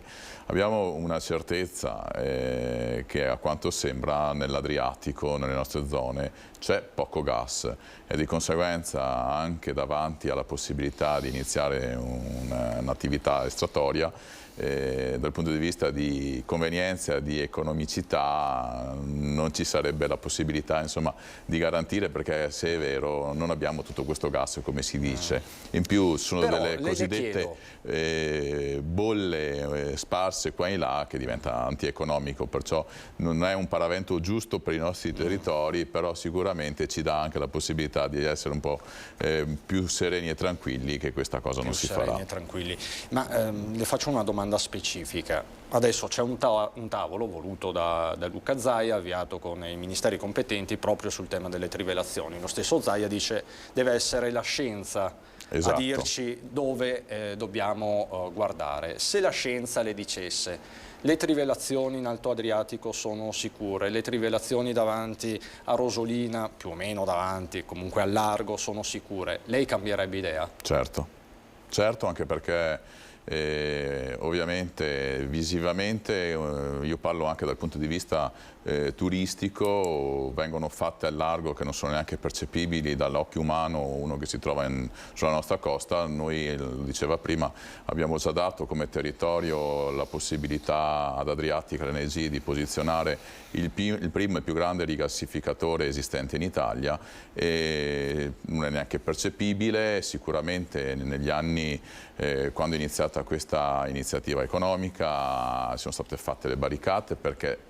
come sappiamo ci sono sempre i partiti del no, i gruppi, i comitati che nascono. Il rigassificatore sta aiutando con l'8% del fabbisogno nazionale l'approvvigionamento del gas a livello nazionale, e sinceramente sia per quanto riguarda Rosolina, ma che sia Portoviro o Porto Tolle, fastidio non dà, anzi ha creato anche dei posti di lavoro e al tempo stesso ha anche incentivato alcune attività culturali con delle sponsorizzazioni interessanti. Perciò se la scienza ci supporta e ci garantisce che tutto il sistema di arginature, che il nostro terreno non calerà di 1 millimetro, perché dobbiamo dire di no per partito preso? Siete pronti a cambiare idea? Però, assolutamente. Insomma, volete una parola che sia definitiva da questo punto di vista? Adesso c'è un'altra partita aperta, è quella di un possibile parco di energia con le pale eoliche. Anche questa è una situazione abbastanza difficile da considerare, in quanto la scelta è quella di posizionarlo a 6 miglia dalla costa, dove noi tra Chioggia e Porto Tolle abbiamo una delle più grandi marinerie a livello nazionale, un'area tra l'altro SIC MAB UNESCO. Allora, da una parte abbiamo necessità di trovare forme alternative, dall'altra però non vogliamo che queste forme alternative vadano ad inibire altri settori, tipo la pesca, perché se ci sono dei raggi d'azione dove, una volta che è posizionato il parco di produzione eolica, non si può pescare, andiamo veramente a mettere in difficoltà. Allora, quindi è difficile, spesso e volentieri si vuole come si dice, la moglie è ubriaca e la botte piena. È sempre difficile gestire le cose in egual misura, come diceva prima Chico Desta, cioè unire il pranzo e cena. Allora, cambiamo argomento. Questa è l'attualità più stretta, queste sono le tematiche sul tavolo, le conosciamo davvero tutti, però appunto il suo territorio è un territorio che sta gradualmente crescendo anche in termini di presenze turistiche, è uno dei territori più frequentati tra l'altro dai tedeschi. Certo. Quindi, voi tra l'altro siete anche gemellati con una città con Mosbach. Ecco, e in questi giorni c'è una fiera a Stoccarda. C'è una delle fiere più importanti dal punto di vista turistico per il mercato tedesco, e proprio in questi giorni siamo presenti con lo stand di Venice Sand a Stoccarda. Un test importante anche perché dopo il periodo di pandemia si è ritornati in presenza con le fiere fisiche, e questa, diciamo che dopo di quella di Francoforte, è quella più importante, anche perché tutta la Riviera Veneta è sempre una località molto appetibile dal mercato tedesco. I tedeschi sono particolarmente coccolati dai nostri imprenditori, perché fanno veramente i numeri più importanti, diciamo, i bilanci turistici delle nostre aziende turistiche. Coccolati, dice bene. Tra l'altro la scorsa settimana nostro ospite era il sindaco di Abano Terme, ad Abano Terme, dove sono ritornati in massa anche i tedeschi. Questa, Narducci, è una delle poche certezze che abbiamo, se non sbaglio, no? Il turismo tedesco. Sì, è una certezza. Come avevo avuto modo di raccontarvi le altre volte, il Covid ha favorito poi, tra l'altro, in qualche forma il turismo verso l'Italia dei tedeschi, nel senso che la predisposizione dei tedeschi adesso è quella di guardare alle mete che sono più vicine, magari quelle raggiungibili in macchina, per cui l'Italia e soprattutto il nord Italia e il Veneto rimangono una delle regioni preferite. Come paese siamo ancora al secondo posto dopo la Spagna, questo ha delle ragioni storiche. Però è vero che il turista tedesco si sente coccolato, come ha detto il sindaco. La Spagna comunque resta ancora il primo paese di riferimento. Sì, esatto. Quindi le Canarie e tutta quella zona sostanzialmente. Esatto. Però insomma voi anche, tra l'altro come Camera di Commercio, avete una sede a Francoforte, immagino che facciate molto spesso da ponte tra Italia e Germania proprio per il turismo, proprio per questo comparto. Sì, corretto, noi seguiamo diversi progetti, alcuni sono progetti addirittura del Ministero. Sostanzialmente noi cerchiamo di fare progetti che richiamino il turista tedesco non solo, diciamo, al momento della vacanza, ma tutto il tema anche dell'agroalimentare, quindi lavoriamo anche con la ristorazione qui in Germania, cerchiamo di far assaggiare i prodotti tipici, poi cerchiamo di lavorare invece con i tour operator per mandare le persone in Germania, ma soprattutto per fargli sapere quali sono le novità. Su questi progetti siamo sempre sul pezzo, come si dice. Sempre sul pezzo, e di sicuro anche in Germania conoscono molto bene Gina Lollobrigida, che oggi è morta all'età di 95 anni. È collegato con noi il nostro esperto di cinema, non posso non definirti altrimenti, Lorenzo Maier, buongiorno. Buongiorno Cristian, a te e ai nostri telespettatori, buongiorno. Ecco, è un giorno molto triste questo per il cinema italiano. Tu da sempre, Lorenzo, segui la mostra del cinema di Venezia e la Lollobrigida, Gina Lollobrigida, la Lollo, è stata una delle grandi protagoniste di questa kermesse. Sì, certamente, infatti è già arrivato il cordoglio anche da parte della Biennale e dal direttore della mostra del cinema Alberto Barbera, un po' da tutto il mondo del cinema, da tutti gli addetti ai lavori, ma vorrei così raccontarvi un aneddoto che forse non tutti sanno. Correva il 1997 quando Gina Lollobrigida varcò la mostra di Venezia, ma pensate non per recitare in un film, non per presentare un suo film, ma per presentare le sue opere di scultrice, e venne accolta veramente da un'ovazione quel giorno all'Hotel Excelsior. Fu Paolo De Grandis a voler rapportare nella sua esposizione parallela alla mostra, ma fu veramente un bel momento perché ebbe veramente un tributo sia dal mondo del cinema sia da quello della scultura. Questa sua opera, che per mesi poi rimase lì all'Excelsior, è stata fotografata veramente da esperti di tutto il mondo, quindi veramente un'artista molto eclettica, molto presente anche in tarda età, fino all'ultimo ha voluto essere sulla scena. Solo 3 mesi fa ricordiamo per il suo appello televisivo a essere lasciata in pace per anche delle vicende giudiziarie che hanno purtroppo contrassegnato i suoi ultimi anni, perché certo, si ricorderà come alcuni intermediari avrebbero anche approfittato un po' così della sua bontà, ma poi venne riscattata questi ultimi anni dall'omaggio che proprio pochi anni fa Hollywood gli ha rivolto, volendo così omaggiarla proprio con una stella. È un'attrice che fino in ultimo è rimasta sempre presente, sempre attenta, e anche ha saputo appunto far discutere a 360 gradi. Lorenzo, grazie davvero, torneremo nelle prossime edizioni sicuramente sul connubio tra Venezia, la mostra del cinema, e Gina Lollobrigida. Grazie davvero Lorenzo. Elio Maria Narducci, se ne va un'ambasciatrice dell'Italia nel mondo, conosciutissima ovunque, in Germania, in Europa, nel mondo.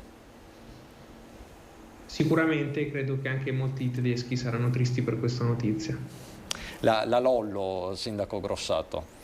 Sì, io spero vivamente che adesso, come si dice, possa riposare in pace, perché è stata, soprattutto negli ultimi periodi, l'abbiamo vista anche su salotti televisivi, una persona che ha fatto veramente la storia della cinematografia italiana a livello mondiale. Ha avuto gli ultimi anni di vita più che altro è stata famosa più che per i suoi film, per le vicende giudiziarie che citava poc'anzi Maier.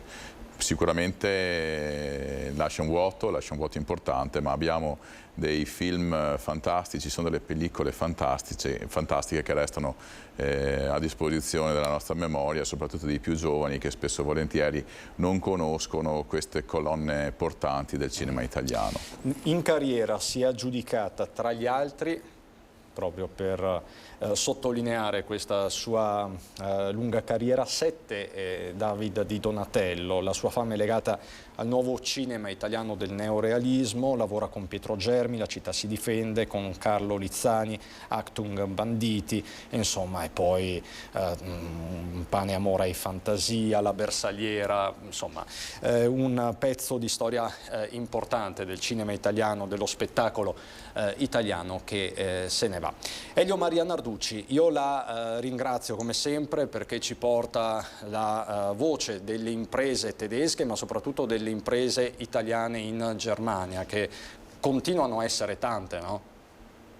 Certo, assolutamente, e sono sicuro che anche in questo periodo, nonostante le crisi che ci sono, si sia tutti quanti alla ricerca di nuove soluzioni. Abbiamo parlato di nearshoring, reshoring, tutti i temi insomma per trovare nuove catene di approvvigionamento. L'interscambio tra l'Italia e la Germania è stato forte anche nel 2022, quindi insomma i due paesi hanno relazioni che continueranno e anzi secondo me possono anche trovare modalità per crescere, soprattutto anche sul tema dell'energia. Se l'Italia farà gli investimenti nel Sud Italia di cui si parla da tanto tempo, la Germania sicuramente avrà bisogno di energia. Quindi la Germania potrebbe guardare al sud dell'Italia? Guardi, io sono in contatto qui nella regione Assia, che è la regione di Francoforte, e qui si è sempre alla ricerca di energia, e quindi sono anche predisposti i tedeschi a fare investimenti insieme ad altri paesi per arrivare all'obiettivo verde, quindi su questo io non ho dubbi. Grazie Elio Maria Narducci, segretario generale della Camera di Commercio italiana in Germania. Io rimarrei per un attimo solo nell'ambito dello spettacolo, fondamentalmente perché ieri è stata svelata una nuova co-conduttrice del Festival di Sanremo. Si tratta di Paola Egonu, la campionissima dell'Imoco Volley fino a qualche mese fa, star assoluta di Conegliano e non solo. La campionessa di volley che appunto salirà sul palco giovedì 9 febbraio con Amadeus. Abbiamo anche il suo video. Sentiamola, dovremmo avere proprio la lanciata di Paola Egonu. Chiedo alla regia, dopo queste immagini, il commento a Ciao Carlo. ragazzi, ho una bellissima notizia che non vedevo l'ora di condividere con voi. Ci vediamo a febbraio al Festival di Sanremo. Mi raccomando, non mancate. Ciao ragazzi, ho una bellissima notizia che non vedevo l'ora di condividere con voi. Ci vediamo a febbraio al Festival di Sanremo. Mi raccomando. Ecco, molto sintetica, ma insomma si vede la soddisfazione, è un traguardo anche questo. Spesso le stelle dello sport poi diventano anche stelle dello spettacolo, lo abbiamo visto con Federica Pellegrini. Sì, è un bel messaggio, anche perché tra l'altro proprio per questioni sue personali, è una parte di Veneto che calca questo importante palco. Dalla prossima settimana, come si dice, ci sarà la Sanremo Mania, saremo tutti davanti incollati al televisore, anche perché la kermesse sanremese è quella che un po' dà il lancio, diciamo, alle mode, alle canzoni che ci faranno poi da cornice sonora nel periodo estivo, e perciò anche quindi è importante che ci sia anche un pezzo di Veneto. Di insomma, Veneto, questo sì. Ok, allora facciamo così, noi ci prepariamo a seguire nella seconda parte di questa diretta l'arrivo di Stefano Bonaccini in Veneto. Fra pochi istanti dovrebbe arrivare tra l'altro a Treviso, lì per noi c'è Lina Paronetto e così apriamo anche il dibattito politico. Resta con me Grossato e arrivano anche altri ospiti. Meteo e a fra poco.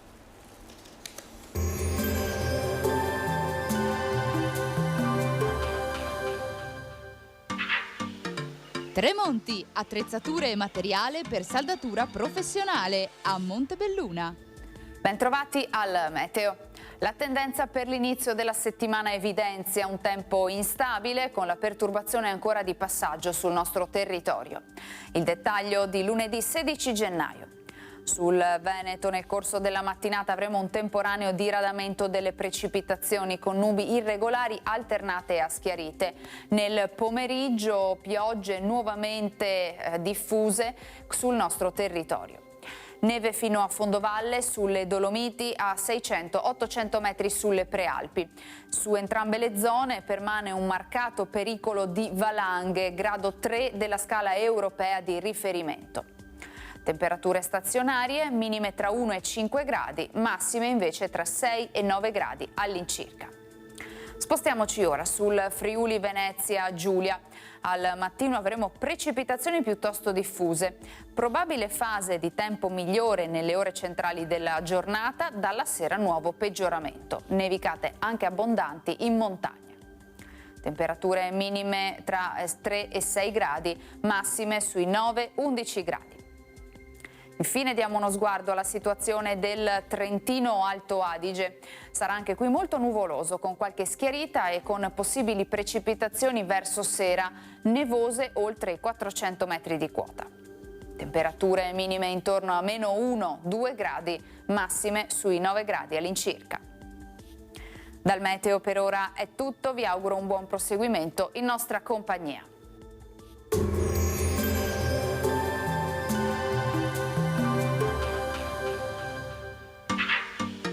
Tremonti, attrezzature e materiale per saldatura professionale a Montebelluna.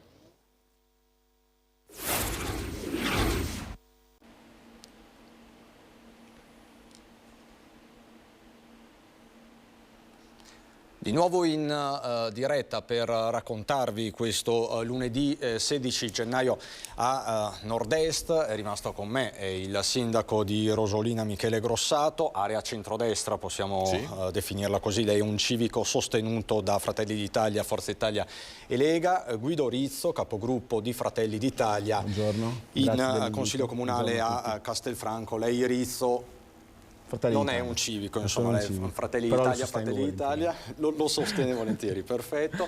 E dovrebbe essere collegato, lo vedo, Marco Griguolo da Belluno del Terzo Polo. Buongiorno Griguolo.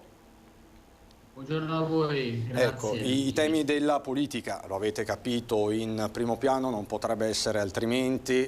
Ci lasciamo alle spalle una settimana molto complicata. Abbiamo parlato con Chico Testa, tra l'altro, benzina, energia, queste piroette da parte del governo, difetti di comunicazione, ma chi lo sa, lo staremo a vedere. Di fatto in questi minuti c'è l'incontro tra i gestori di carburante, prodromico all'incontro al vertice di domani con l'esecutivo, perché come sapete lo sciopero dei benzinai è solo sospeso, non è detto che non si faccia, la data è già stata prefissata, le date anzi il 25 e il 26 di gennaio. Ma a proposito di politica, sta arrivando Stefano Bonaccini in Veneto, la prima tappa è a Treviso, ma ci racconta tutto Lina Paronetto, se non sbaglio è con Rachele Scarpa. Buongiorno Lina.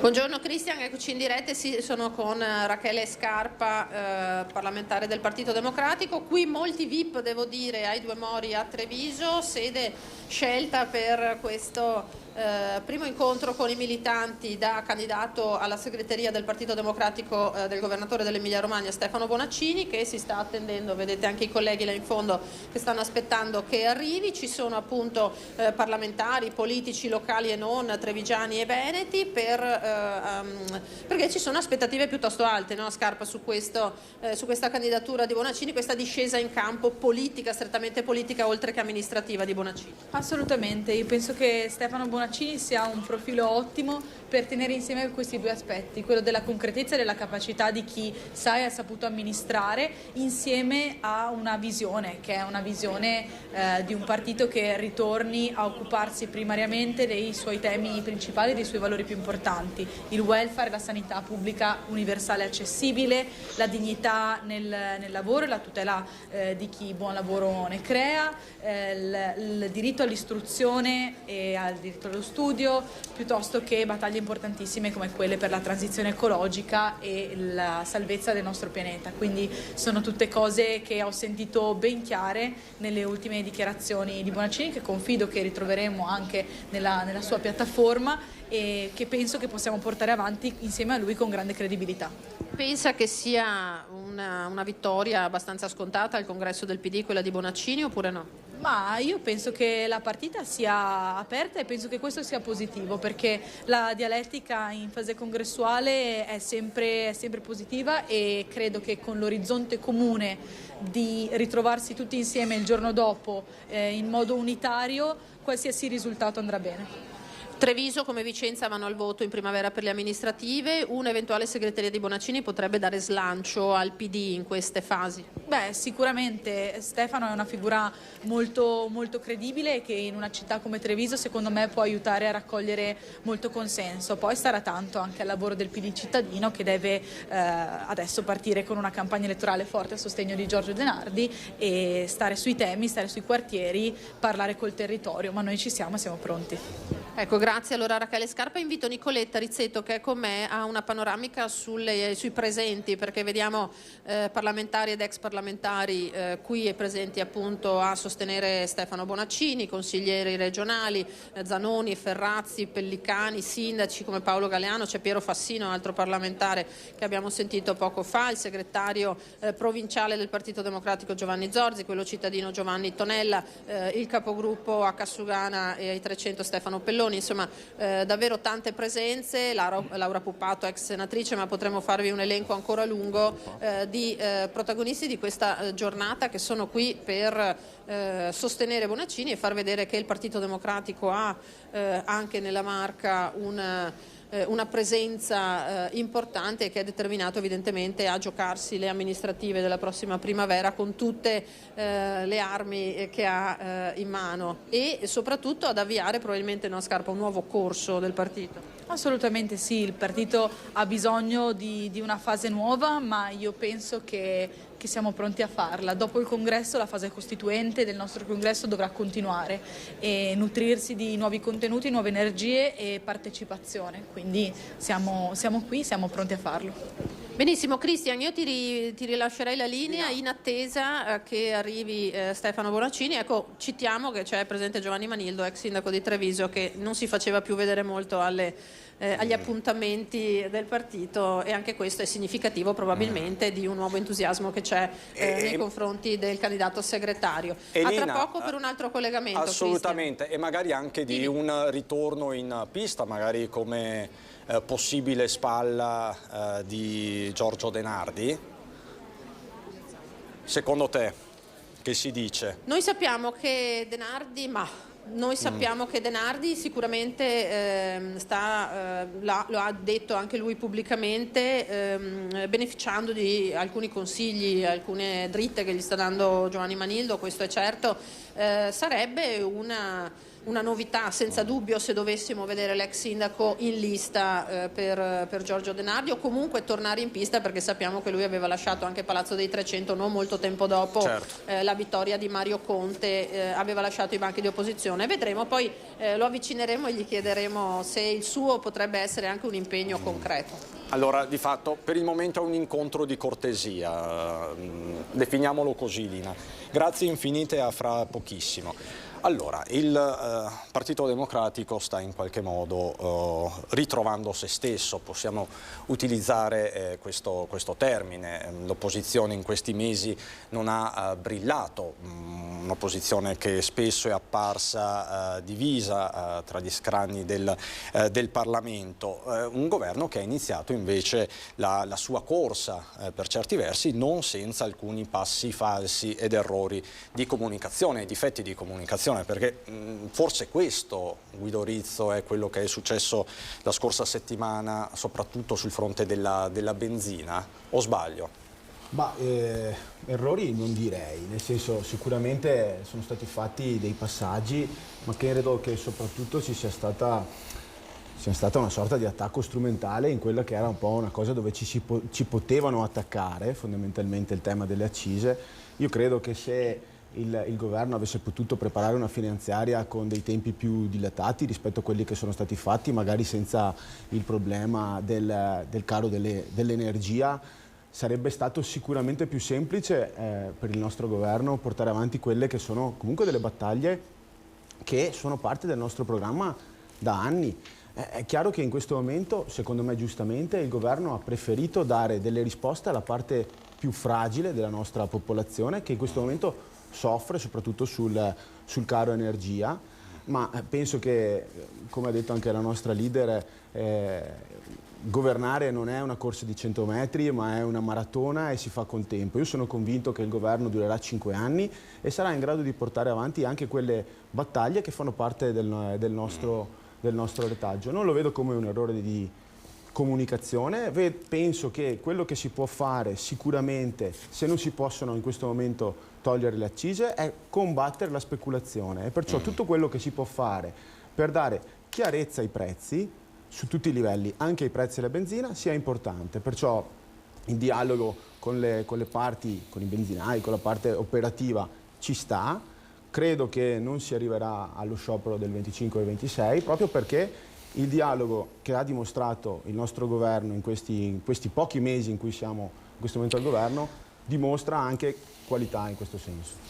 Allora vi do una notizia proprio dell'ultima ora, ci collegheremo fra pochissimo. Incidente stradale in A13, un pullman si è capovolto su un fianco, ci sono tanti feriti. L'incidente è avvenuto poco fa tra Padova Est e Padova Zone Industriali, direzione Milano, è appena accaduto. Sul posto stanno confluendo diverse ambulanze. Per noi si sta recando Chiara Gaiani, che fino a qualche minuto fa ci stava raccontando del terribile incidente che invece si è registrato nella notte sulla strada piovese tra Piove di Sacco e Legnaro. Continua questa scia davvero incredibile, quindi ve lo ripeto, un pullman si è ribaltato tra Padova Est e Padova Zona Industriale. Fra poco quindi ci collegheremo per capire cos'è successo.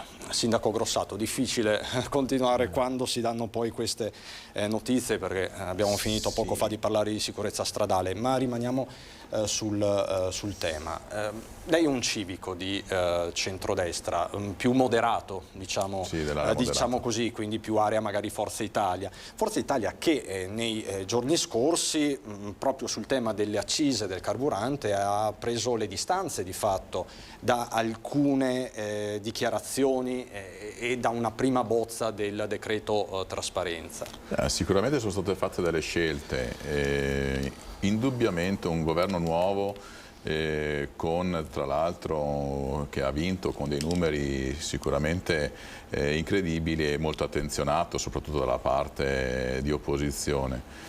Io credo che sia stata fatta la strategia più giusta che si poteva fare, perché ci sono tante fragilità dal punto di vista sociale e è vero che non bisogna trovare il capo espiatorio sui benzinai o sui grandi gruppi che gestiscono la distribuzione degli idrocarburi, ma è anche vero che ci troviamo in un momento storico molto particolare dal punto di vista economico e di conseguenza credo che l'azione fatta dal governo in questo momento sia la migliore che si poteva fare anche in un breve tempo come avevamo, con la finanziaria appena Quindi fatta. dice, se c'è stato qualche difetto di comunicazione, un errore veniale, un Ma può peccato essere veniale. esatto, che poi può anche essere inteso come difetto di comunicazione, ma in realtà non può esserlo, perché è secondo come si vede dal punto di vista la chiave di lettura di questa azione fatta dal Premier, insomma, che noi auspichiamo, visto che si parlava prima anche del problema tedesco, visto che siamo all'apertura di una stagione turistica importante per il Veneto, per i numeri che il Veneto fa, che il caro benzina, visto che non è un problema squisitamente nazionale, è anche un problema tedesco, e visto che i tedeschi ne fanno da padrona con le presenze turistiche, la cosa vada sempre di più ad assottigliarsi, perché potrebbe veramente mettere in crisi anche un settore turistico come il nostro del Veneto. Griguolo, terzo polo, come valuta le ultime mosse del governo Meloni? Loro avevano uno slogan che era, ci ricordiamo tutti, era pronti. Erano pronti? Forse no. Hanno fatto tanta retromarcia su quanto dichiarato in campagna elettorale e anche poi dopo l'insediamento del governo, tante cose che venivano raccontate e poi venivano smentite perché l'Europa dicevano che non era d'accordo, eccetera, eccetera. Ci ricordiamo tutti il POS, il tetto al contante, prima doveva essere 10.000 euro, poi è stato riabbassato. Il POS, prima si toglie il POS, poi invece non si tocca nulla. Le accise ci ricordiamo tutti Salvini 5 anni fa ormai, ma la Meloni poi con quel video del 2019, e nel programma di Fratelli d'Italia a pagina 26 c'era l'impegno ad eliminare immediatamente le accise, e invece il 1° gennaio ci siamo tutti svegliati con 30 centesimi in più a litro per la benzina. Oggi leggiamo che il MES verrà ratificato, quindi il mio discorso non è tanto sulle scelte che sta facendo il governo Meloni. Ricordo che il mio partito è andato con una delegazione di parlamentari dalla Presidente Meloni per discutere di proposte, quindi noi non stiamo facendo un'opposizione preconcetta. Mi rendo conto però che su tanti aspetti quello che viene dichiarato, quello che è stato dichiarato in campagna elettorale e che si prova poi anche a portare avanti durante questo mandato di governo, dopo nei fatti però viene sempre smentito. Allora, vi do sempre un aggiornamento sui fatti in autostrada. Sulla 13 a Padova Est è stato chiuso l'allacciamento con la 4, così conferma anche il Gazzettino.it da pochi secondi. Nello schianto non risultano esserci vittime, ma solo persone ferite. Questo è quello che possiamo dire per il momento. Sul posto sta arrivando, ve lo ricordo sempre, la nostra Chiara Gaiani. Rizzo, Griguolo dice, ma eravate pronti? Ma siamo pronti anche, credo, l'abbiamo anche dimostrato, perché non mi risulta ci sono stati tanti altri governi che sono entrati in carica fondamentalmente a fine ottobre e hanno presentato la finanziaria entro fine dicembre. Si parla di 20 centesimi di accise. E tra l'altro a me risulta che ci sia, poi casomai lo condivido con te, uno schemino dove si vede proprio come il valore del carburante comunque sia più basso adesso rispetto ai mesi scorsi, anche dove c'era il taglio delle accise col governo Draghi. Io penso che su tanti temi noi invece abbiamo portato avanti delle battaglie, se vogliamo anche identitarie, come per esempio quello dei 5.000 euro, che sono battaglie di libertà, sono battaglie della libertà delle persone di poter portare avanti le proprie scelte anche in materia di pagamenti, anche sul tema del POS. Poi certo il governo si deve confrontare con l'Europa, noi siamo di questo avviso, lo siamo per esempio anche sulla recente tematica delle case da ristrutturare da qua al 2030, cioè certamente dobbiamo andare in Europa a dibattere. Non abbiamo mai detto di non voler fare le cose come stando all'interno dell'Unione Europea, ma certamente di andare in Europa a portare quello che è il nostro punto di vista e la nostra opinione in maniera forte, in maniera importante. Questo fa parte di un governo che è all'interno dell'Unione Europea, all'interno di una comunità, ma che ha delle idee e che vuole portare avanti in maniera certa. Quindi l'Europa però ci serve allora? Ma certo, ma nessuno ha mai detto il contrario, mi pare, no? Ok, quindi la linea da perseguire è quella europeista, diciamo. Non si tratta di una linea europeista o non europeista. Abbiamo sempre detto, siamo pronti ad andare in Europa a far sentire la nostra voce. Questo è il tema, non è essere pro Europa contro Europa, è andare in Europa, far sentire la nostra voce, a portare avanti le nostre esigenze. Chiarissimo. E Grossato, quindi qui ritorniamo un po' alle parole pronunciate anche da Chico Testa, serve un'azione europea soprattutto sui temi dell'energia. Questo governo sarà quindi in grado di smussare i toni magari utilizzati fino a qualche mese fa e interloquire in maniera, diciamo così, fluida con le istituzioni europee? Ma io credo proprio di sì.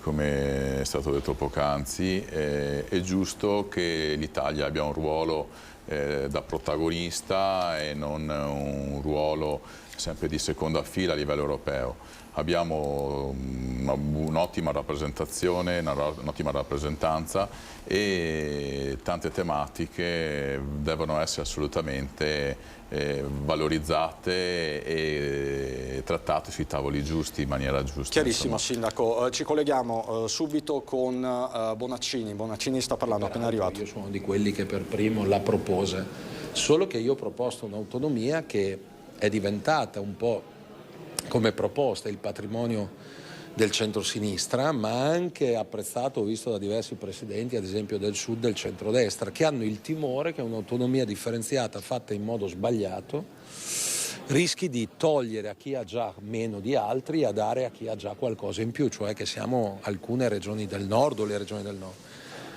Per fare un'autonomia differenziata fatta bene servono alcune cose. La prima, che vengano definiti i primi livelli essenziali di prestazione. Io peraltro non è che lo dico adesso, ci sono audizioni bicamerali, credo 3, in 5 anni, che sono andato a diversi parlamenti e governi a sostenere delle commissioni preposte.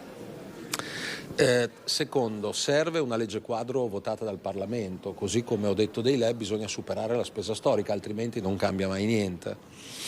Poi bisogna che venga tolto le parole residui fiscali, perché se trattieni le tasse si avvicina più alla secessione che all'autonomia differenziata. Io ho sempre detto non voglio un euro di più di quello che ci danno, basta anche un in meno, l'importante è poter gestire noi alcune risorse che già ci arrivano ma non fatte gestire a Roma. Poi bisogna eliminare scuola, sanità, cioè voi ce la vedete un paese con 20 pubbliche istruzioni diverse, dai, faremmo da questo punto di vista obiettivamente ridere. Dopodiché si può discutere di tutto, la nostra idea di autonomia è un'idea che parte dal permettere di programmare meglio, in un paese in cui non avendo mai certezza delle risorse che arrivano fai fatica a programmare, e poi un'autonomia che permetta soprattutto di semplificare la vita a famiglie, persone, imprese, perché bisogna sburocratizzare al massimo. Insomma, vedremo.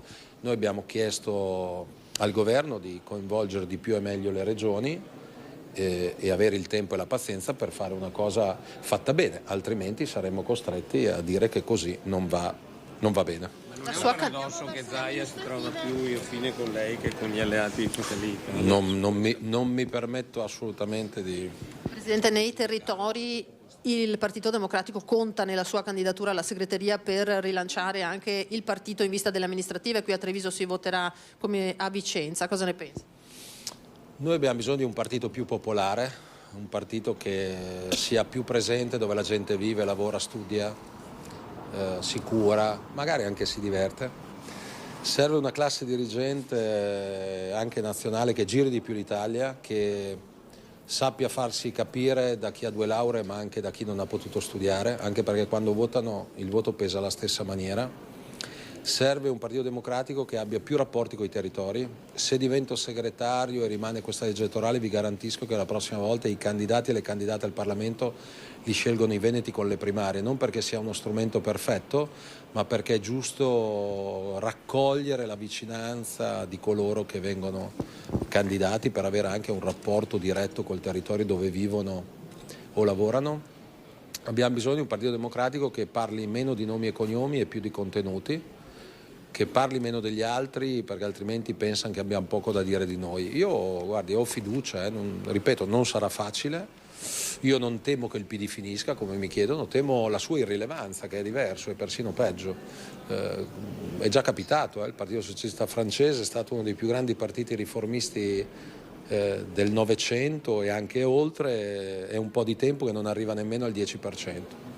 Però l'abbiamo già visto, lo dicevo prima, si può anche in tempi inferiori a quello che uno pensa rilanciarsi.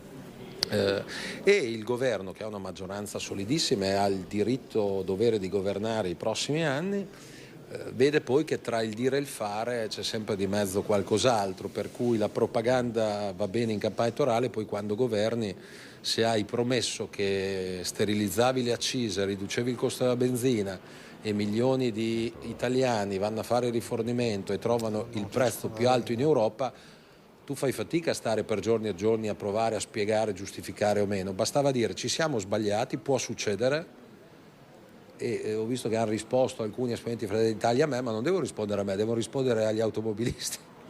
Senta, Treviso-Vicenza si accontenterebbe il PD di un 1-1? No, io ho giocato a calcio fino a 38 anni e ogni volta che sono sceso in campo era per vincere, non ci si accontenta mai, dopodiché si cerca di fare il meglio possibile. Credo che le condizioni migliori di partenza debbano essere quelle di stare uniti, perché molto spesso noi ci facciamo anche del male da soli, allargare la coalizione il più possibile, ma non per battere gli avversari, ma per un programma che sia condiviso, altrimenti la gente se ne accorge e ti punisce lo stesso. Quindi ci si mette al lavoro e si faccia. Il modello Verona, le civiche, i rappresentanti del... Ma guardi, ormai è un modello, diciamo, un po' dappertutto. Io feci una lista, portò il mio cognome, che su 6 arrivò seconda alle regionali del 2020. Il civismo è molto importante quando è un progetto di governo. C'è un civismo di protesta e c'è un civismo di proposta, a noi interessa il secondo. C'è tanta gente che non vuole stare nei partiti ma che non rinuncia a stare coi partiti. E magari se siamo bravi, se sappiamo aprirci, uno dei motivi del post-congresso, già del congresso, ma chi dovrà guidare il partito dopo è anche quello di aprire porte e finestre. Di gente se n'è andata troppa, abbiamo bisogno di riportare gente che se n'è andata, ma anche di portare gente che non è mai venuta, ma che può su alcuni temi portare il proprio contributo di quello che ha saputo fare o fa nella vita. E magari, perché no, qualcuno civico ti dà una mano magari a vincere le elezioni e poi dopo perché non possa diventare anche parte del Partito Democratico. Terzo polo 5 Stelle da quella finestra. Basta, ragazzi, grazie mille. Lina, non so se Lina Paronetto mi sente. Se lei è qua può tornare, no? Grazie. Sì, Cristian. Lina, noi abbiamo seguito gli ultimi 6-7 minuti, penso i nodi focali, anche quello sull'autonomia, quindi di fatto è ufficiale. Sì. Stefano Bonaccini si discosta dalla linea, diciamo così, che sembrava perseguita con il governatore del Veneto Luca Zaia, quindi non c'è accordo su alcune materie come la scuola. Già era stato in qualche modo preannunciato, oggi lo dice, lo conferma a Treviso, serve un'autonomia graduale, sostenibile, è così? Ho capito bene? Sì, direi di sì, assolutamente sì. Tra l'altro su questo tema sappiamo che c'è sempre stato un confronto in realtà serrato anche con il presidente Zaia. Probabilmente i governatori che stanno portando avanti questo progetto lui quantomeno Bonaccini si sta convincendo del fatto che il percorso da adottare è di questo tipo. Hai sentito che prima accennava anche al confronto che ha avuto con le regioni del sud Italia, è andato a parlare di autonomia anche il sud ed è questo il modello che sta portando. Evidentemente, come dici tu e come sosteneva poco fa, questa può essere la chiave di volta per arrivare a ottenere questo genere di prerogative. Staremo a vedere anche nel nuovo ruolo come porterà avanti, naturalmente, sempre che naturalmente vinca lui il congresso, ma insomma paiono esserci tutte le condizioni, come porterà avanti questa istanza. Adesso noi tenteremo, Cristian, di entrare anche ai Due Mori, dove è previsto il pranzo, e eventualmente più tardi in caso ci sentiamo fra qualche minuto. A collegarci con voi.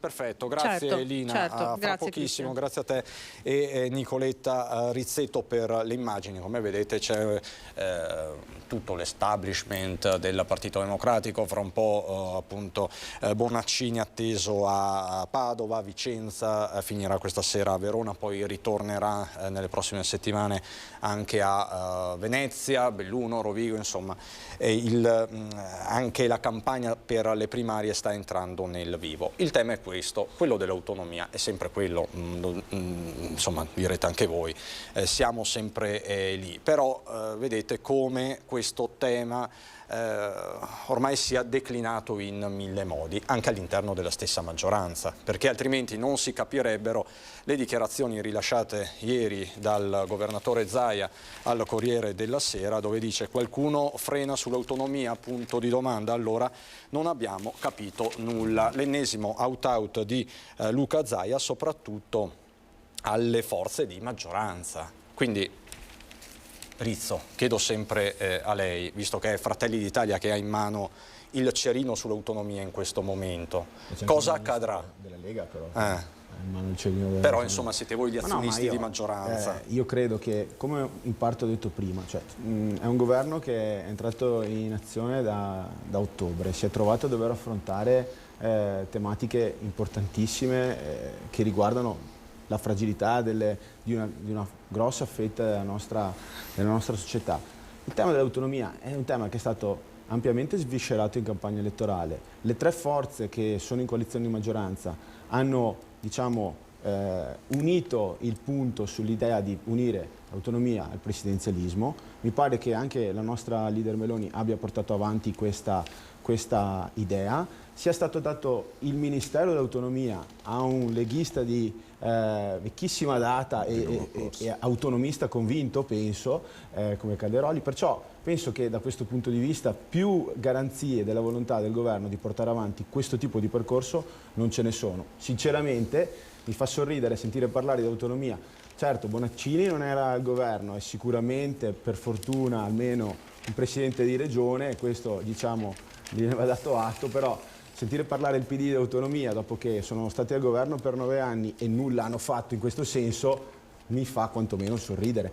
Mi fa sorridere tanto quanto, scusami la battuta, l'idea che i due candidati alla segreteria del PD siano il presidente della regione e il vicepresidente della stessa regione. Proprio un'idea di unità di intenti strana, ecco, diciamo, quantomeno. Perlomeno sospetta, lei dice. Ecco, diciamo. Griguolo, come la mettiamo con questo tema? Lei come scioglie il nodo? Perché insomma poi aggiungo un tassello: nei giorni scorsi c'è stata amaretta tra il ministro Calderoli e il ministro Tajani di Forza Italia proprio sull'autonomia, con Tajani che dice attenzione alle regioni del sud. Sembra quasi che Forza Italia sia più vicina forse alla visione di autonomia di Bonaccini, è così? E voi dove siete come terzo polo?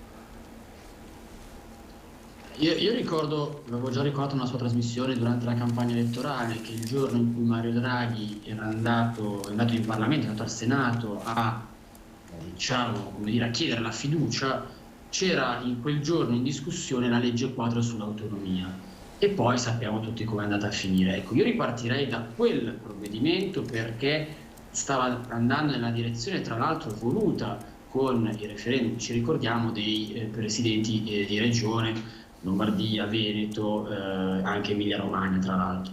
Ora, quindi secondo me si deve procedere con questo percorso. Noi sosteniamo che dal momento che la Presidente Meloni, ma noi anche in campagna elettorale, stiamo chiedendo che vengano attuate determinate riforme istituzionali, penso, noi lo chiamiamo il Sindaco d'Italia, quindi la figura del Presidente del Consiglio dei Ministri, il Presidente Meloni, quale il Presidente della Repubblica, ma comunque sono riforme che riguardano anche l'impianto del nostro Stato e l'autonomia è sicuramente cardine rispetto a questi temi.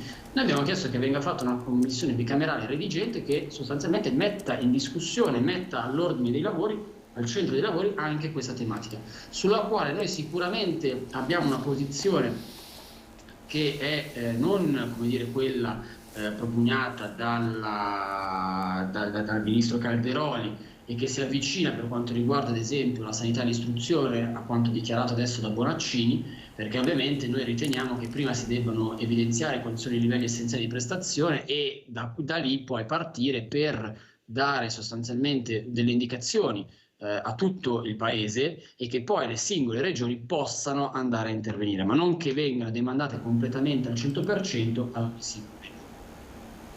Allora, altrimenti nel nostro paese rischiamo poi di avere 20 regioni che ognuno fa i fatti suoi e non si riesce più dopo a avere un paese, come dire, unificato da questo punto di vista. Allora faccio una domanda, Rizzo, sulla scuola. Il tema esiste, no? Si dice ma l'autonomia delle scuole, la competenza della scuola deve rimanere allo Stato, la competenza in via esclusiva. Vero o falso? Vero. Quindi la pensa come Bonaccini da questo punto di vista? Da questo punto di vista Rizzo, forse un qua pochino, però guardi, io le dico, se lo chiede a me, io penso che doveva rimanere in carico alla provincia addirittura, perché con l'idea che abbiamo avuto di cercare di tagliare le province, dico perché poi non le abbiamo tagliate, di tagliare le province, ci siamo ritrovati alla fine con delle scuole gestite, con delle strutture soprattutto in gravi difficoltà. Ecco, perciò... Lei qua si parla però più dell'edilizia scolastica che della anche scuola. la gestione poi scolastica. Okay. Ecco, io penso che da un punto di vista della scuola sicuramente ci deve essere, un po' come diceva Griguolo prima, una giusta parificazione tra quella che è la centralità sicuramente dello Stato, che deve dare delle direttive chiare, e l'autonomia delle regioni, che devono essere in grado di gestire tutti gli ambiti scolastici, questo sicuramente. Però allora questo potrebbe essere un terreno, non dico di scontro, ma perlomeno di dialogo o comunque di confronto fra Fratelli d'Italia e Lega. Io penso che il confronto sia sempre valido e serva sempre, soprattutto se si stanno decidendo delle cose così importanti come la struttura del nostro Stato, cioè non stiamo parlando di quisquiglie, perciò sicuramente c'è un confronto, ed è un confronto continuo, ed è un confronto positivo tra Fratelli d'Italia, Lega e Forza Italia, dico, perché ripeto, le forze di governo sono 3 e giustamente le 3 forze di governo si confrontano su quello che è un tema fattivo, ma dove il confronto c'è già stato ancora prima in campagna elettorale e nella redazione del programma, e penso che portando avanti quella promessa che c'è stata tra le 3 forze di governo sicuramente arriveremo a un risultato che soddisferà i tre partiti. Quindi lei è fiducioso. Ma lei io credo che il governatore Zaia abbia perso un po' la pazienza, ma indubbiamente ha anche ragione, in quanto in certi ambiti il Veneto è nettamente in vantaggio, magari sulla sanità, sulla gestione dei rifiuti a livello nazionale. Abbiamo delle eccellenze che possono tranquillamente essere esportate e sicuramente una buona autonomia di queste gestioni possono permettere al Veneto di avere un ulteriore slancio, ma io sono anche pienamente convinto che al tempo stesso anche le altre regioni italiane possono avere un benefit da questo punto di vista. Il governo in questo mandato sicuramente prenderà una posizione certa. Abbiamo sia i partiti politici che in questo momento stanno governando, che credo siano tutti propensi ad arrivare finalmente a una definizione della questione, e siamo anche fuori tempo massimo. Abbiamo perso un'opportunità nella scorsa legislatura e credo che con, si diceva prima, con Calderoli ministro, indubbiamente sarà solo questione di tecnicismi, di tempismo, ma la vedo molto vicina alla questione, che venga risolta una volta per tutte. Lei la vede molto vicina. Allora, mostriamo le immagini all'interno della trattoria Do Mori. Vedo che Bonaccini parla, c'è Fassino, vediamo. Se lei diventa segretario sarà l'ultimo segretario del PD? Guardate, io non temo che il PD sparisca né finisca, temo una cosa peggiore, che è diventare irrilevanti. Non è che non sia già successo di fianco a noi. Il Partito Socialista francese è stato uno dei più grandi partiti riformisti del dopoguerra a livello europeo e internazionale, ha prodotto una classe dirigente di livello internazionale, da anni non arriva al 10%. E quindi noi non dobbiamo andare lì, perché siamo nati per essere una grande forza che univa culture riformiste e progressiste, Piero fu un artefice di questa storia. Io vengo da una famiglia dove in casa il riferimento si chiamava Enrico Berlinguer, vado orgoglioso di quella storia e non ho nulla da vergognarmi, ma io dopo qui mi fermo per portare un omaggio a Tina Anselmi. Ieri l'ho fatto per altre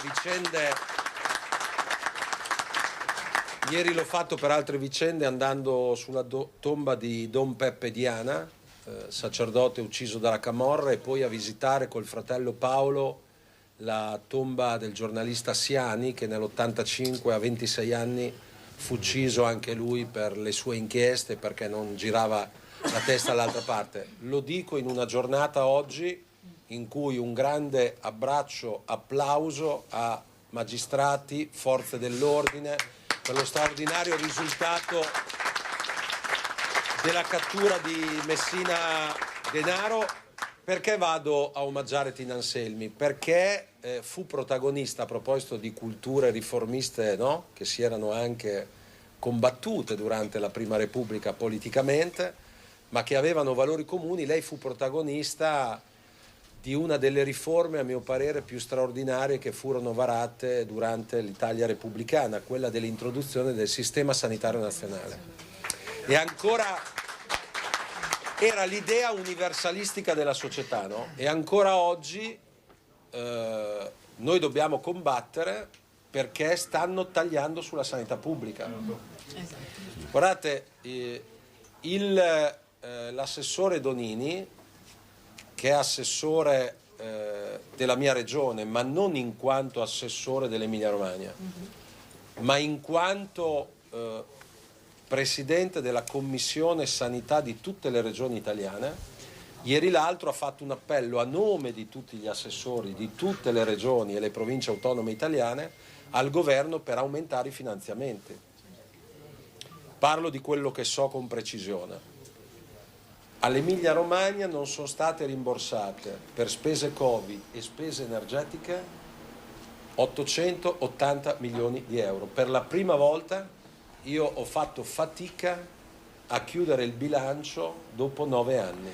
Come vedete, il tema della sanità è sempre un tema centrale in qualsiasi campagna elettorale, ovviamente lo è anche per le primarie del Partito Democratico, ma Bonaccini, se possiamo, Alberto, rimanere proprio con una finestra sulla trattoria Domori, Bonaccini ha detto che fra poco verrà nella sua Castelfranco Guido Rizzo ad omaggiare Tina Anselmi, quindi Tina Anselmi entra nella Pantheon del Partito Democratico di Bonaccini? Ma non so se entra nel Pantheon, sicuramente Tina Anselmi merita, da parte di chiunque voglia fare seriamente politica, sicuramente un omaggio, sicuramente una menzione. Noi a Castelfranco ci stiamo lavorando, il sindaco ha delegato una consigliera comunale proprio a iniziare un percorso che ha una durata biennale per valorizzare la figura di Tina Anselmi ed arrivare a quello che può essere anche un definitivo encomio, quello come può essere la nomina di qualcosa di importante, che non sia semplicemente una via o una piazza, ma anche qualcosa di più. Il discorso su Tina Anselmi e sulla modifica della sanitaria che abolì al tempo le mutue, diciamo, rendendo tutti uguali di fronte alla malattia, è sicuramente una cosa importante che va ricordata e sicuramente anche qui è interessante. Sì, sicuramente il taglio sulla sanità, ce ne stiamo rendendo conto tutti, c'è un problema sulla sanità, c'è un problema che parte da distante, che parte dai numero chiuso a medicina.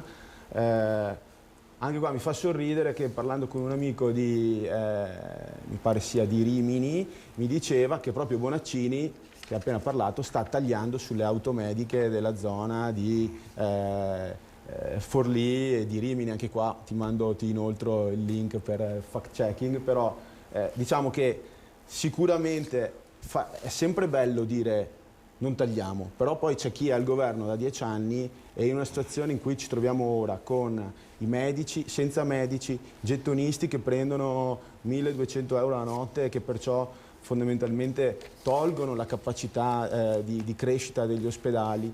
pochi medici, pochi infermieri. Ecco, in questa situazione ci troviamo oggi e ci troviamo anche per le responsabilità di qualcuno. Allora, Tina Anselmi, che se non sbaglio venne anche citata da Meloni quando si davanti alle telecamere, alle Camere nel suo discorso di presentazione al Parlamento, quindi insomma resta un simbolo un po' per tutti. Allora io non so come, forse dobbiamo andare in pubblicità, ma prima di andare in pubblicità e vedere se riusciamo a collegarci con Valentina Visentin, vi mostro questo video che è relativo al pullman che si è ribaltato in A13, ecco, lo vedete, cominciano a girare alcuni video sui social, ecco questo, quindi non so, ve lo mostro, ecco, cerco di fermare l'immagine. Questo il pullman quindi che si è ribaltato in A13, è stato chiuso anche il tratto vicino all'allacciamento con la 4, quindi siamo tra Padova Est e Padova zona industriale. Sta arrivando appunto sul posto. Capirete che non è facile arrivare per un giornalista all'interno per l'appunto di un raccordo autostradale, anche perché appunto ci sono diverse code in questo momento. Facciamo così, qualche istante di pubblicità, poi ci ritroviamo qui come sempre in diretta.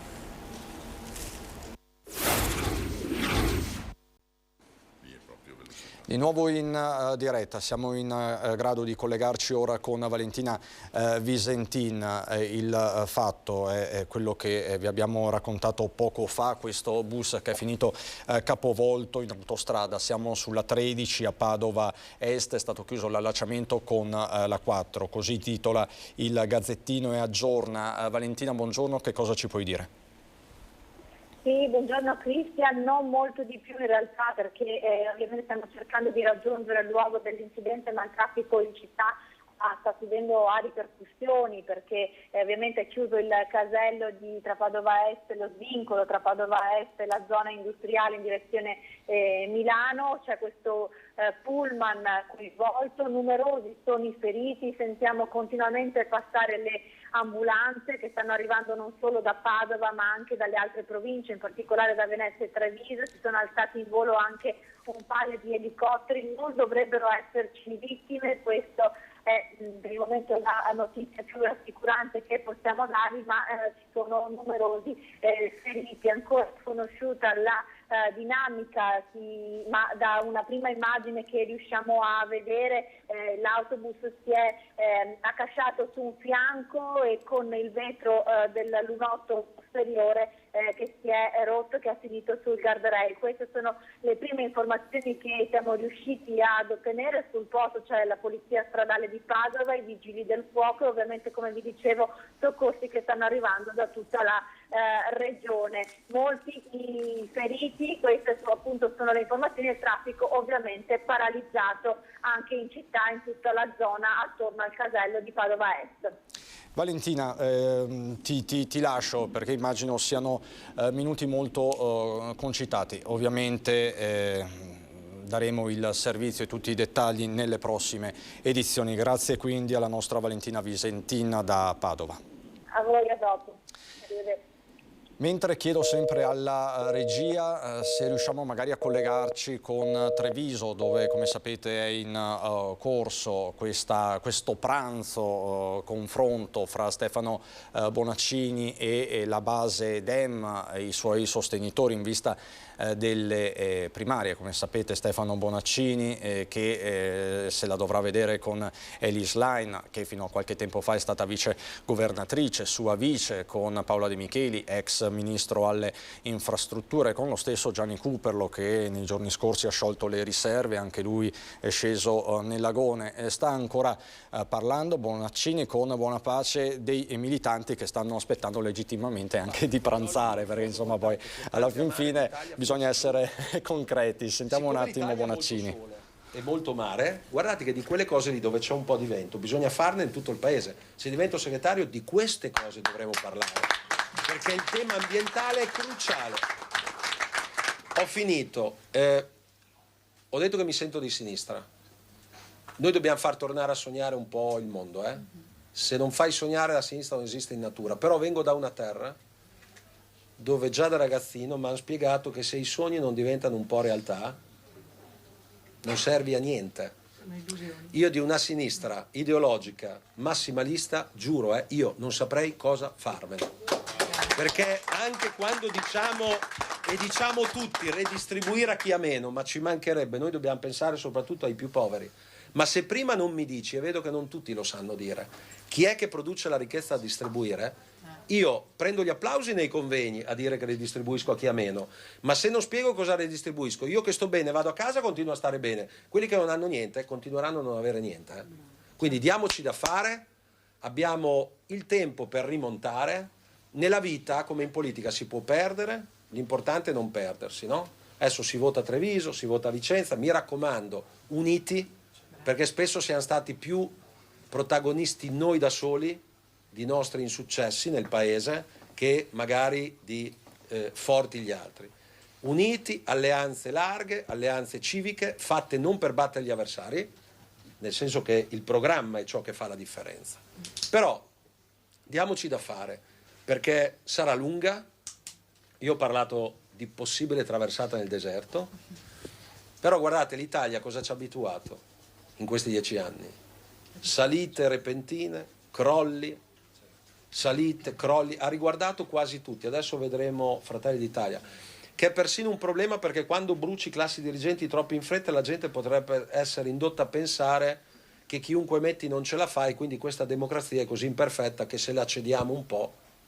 Avete visto Lula, Abbiamo visto Capitol Hill, ma basta stare in Europa, paesi come la Polonia, molto chiaro. la Turchia. Bonaccini, ve la sta chiamando un po' Rizzo, o no? Io credo che sia difficile pensare di bruciare una classe dirigente. Fratelli d'Italia non è stata al governo, ma c'è sia tanta classe dirigente che è stata all'opposizione per tanti anni e si è formata, e tanta classe dirigente che non era magari in Parlamento, ma che ha anni e anni di politica sul territorio. E credo, io ho iniziato relativamente da poco, perché sono stato eletto nel 2020 e ho iniziato nel mio territorio, e confido molto nella crescita che uno fa lavorando nel territorio, confrontandosi con le tematiche reali. Qui abbiamo un sindaco, e chi meglio di lui può dire quanto lavorare sul territorio ti faccia crescere molto di più che magari essere un numero in Parlamento, fondamentalmente. Perciò, siccome noi abbiamo una classe dirigente fatta proprio da sindaci, da persone che lavoravano nel territorio, che poi chiaramente adesso sono entrati nell'agone politico di Roma, ma con una ricchezza e con una profondità di esperienza notevole, perciò sono molto convinto che sarà molto difficile che vengano bruciati. Ci saranno delle sfide, saranno sfide importanti, sono sfide importanti, ma sono convinto che questo governo sarà in grado di portare a casa molti risultati. Griguolo, di fronte a uno Stefano Bonaccini non massimalista, che dice nel mio Pantheon c'è Enrico Berlinguer, ma appunto sono per una sinistra che vada oltre l'ideologia, una sinistra riformista. C'è spazio per un'alleanza, per una nuova alleanza, per una ritrovata alleanza con il Partito Democratico? Sicuramente lo spirito che incarna Stefano Bonaccini, anche con la sua candidatura, si presta ad essere molto più vicino rispetto a quello che potrebbe emergere se venisse candidata, se venisse eletta Elly Schlein, segretaria del Partito Democratico. Non mi piace che Bonaccini abbia fatto delle aperture al Movimento 5 Stelle, si è poi corretto dicendo si deve guardare ai programmi. Ecco, questo è quello che noi avevamo già proposto in campagna elettorale al Partito Democratico quando ci siamo alleati la prima volta come Azione, e che poi è venuto meno nel momento in cui altre forze politiche, Sinistra Italiana, Verdi, erano state, come dire, introdotte in questo patto, in questa alleanza, perché andavano a snaturare proprio quello che dice Bonaccini, ed è quello che sosteniamo sempre noi, cioè che i programmi, come dire, che le alleanze si fanno sui programmi, cioè su qualcosa di concreto che si può poi andare a spiegare agli elettori e ai cittadini. Se la convergenza con Bonaccini, che è uno dei pochi alla sinistra che parla anche di partite IVA, di lavoratori autonomi, cioè di quelle persone che oggi mi sento di dire sono i nuovi precari, che purtroppo troppe volte non vengono ricordati e le politiche attive su di loro sono sempre molto scarse. Ecco, se Bonaccini riuscirà a parlare a queste categorie, ovviamente anche tutte le altre, certo, voi sarete pronti in qualche modo, voi sarete pronti assolutamente a sì. iniziare un dialogo perlomeno. Grazie Marco Griguolo, Terzo Polo, grazie Guido Rizzo, Fratelli d'Italia, grazie Michele Grossato, sindaco di Rosolina, che è rimasto con me praticamente per tutta la diretta. Allora, mettiamo in fila i fatti del giorno. Su tutti, l'arresto del boss dei boss, Matteo Messina Denaro, trasferito in carcere di massima sicurezza, è stato trovato in una clinica privata a Palermo, la clinica della Maddalena. Il link con il Veneto, il link trevigiano, era in qualche modo uscito 3 anni fa, nel novembre del 2019, si parlava di un probabile rifugio di Messina Denaro a Campo di Pietra, una frazione di Salgareda. Questo è uno dei retroscena emersi nell'inchiesta sulla presenza della mafia sul litorale veneto, in particolare a Eraclea. Quindi c'è anche questo link, stasera ritorneremo pure su questo retroscena. E poi c'è la giornata, vi dico anche, ecco, è giusto ricordare le parole della Premier Meloni proprio su Matteo Messina Denaro. Oggi è una giornata storica. Benzinai, confermato lo stop, vi leggo velocissimamente le notizie del giorno, con l'antitrust che ha riscontrato irregolarità per l'applicazione alla pompa di un prezzo diverso da quello pubblicizzato, la morte di Gina Lollobrigida, addio alla bersagliera d'Italia, e poi i fatti del nord-est, questa scia di sangue che sembra non interrompersi. Ieri sera alle 17:20 il dramma di Veronella, 3 ragazzi morti, 3 giovanissimi, e poi nella notte sulla strada piovese tra Legnaro e Piove di Sacco altri 3 morti, e perlomeno appunto non ci sarebbero vittime al momento sull'incidente che vi stiamo raccontando sulla 13. Lo svincolo è quello che porta sulla 4, è tutto fermo, è tutto bloccato, le operazioni di soccorso stanno proseguendo senza soluzione di continuità. Tutti i fatti che vi racconteremo questa sera a partire dalle 18:30 con l'edizione regionale 19 Venezia, 19:30 Treviso con Belluno. Ringrazio dalla regia Alberto Piovesan e Francesca Pezzo. Vi ricordo il sondaggio di Ring: benzina, prezzi medi da esporre, serve questo a ridurre i costi. I numeri per partecipare al sondaggio sono come sempre in sovraimpressione. Mi dicono dalla regia tra l'altro che sono arrivate già migliaia di telefonate, come sempre ci tenete a dirci la vostra. Tra l'altro vi dico anche gli ospiti di questa sera a Ring con Ferdinando Avarino: ci saranno Alberto Villanova, capogruppo della Lega in Consiglio regionale del Veneto, Gianluca Schiavon, Alda Vanzan, giornalista collega del Gazzettino, Vanessa Camani, consigliere regionale del Partito Democratico, e ancora Arturo Lorenzoni, docente di economia dell'energia all'Università di Padova, e Mario Conte, sindaco di Treviso, presidente dell'ANCI regionale. È davvero tutto, grazie davvero per l'attenzione e buon proseguimento di giornata.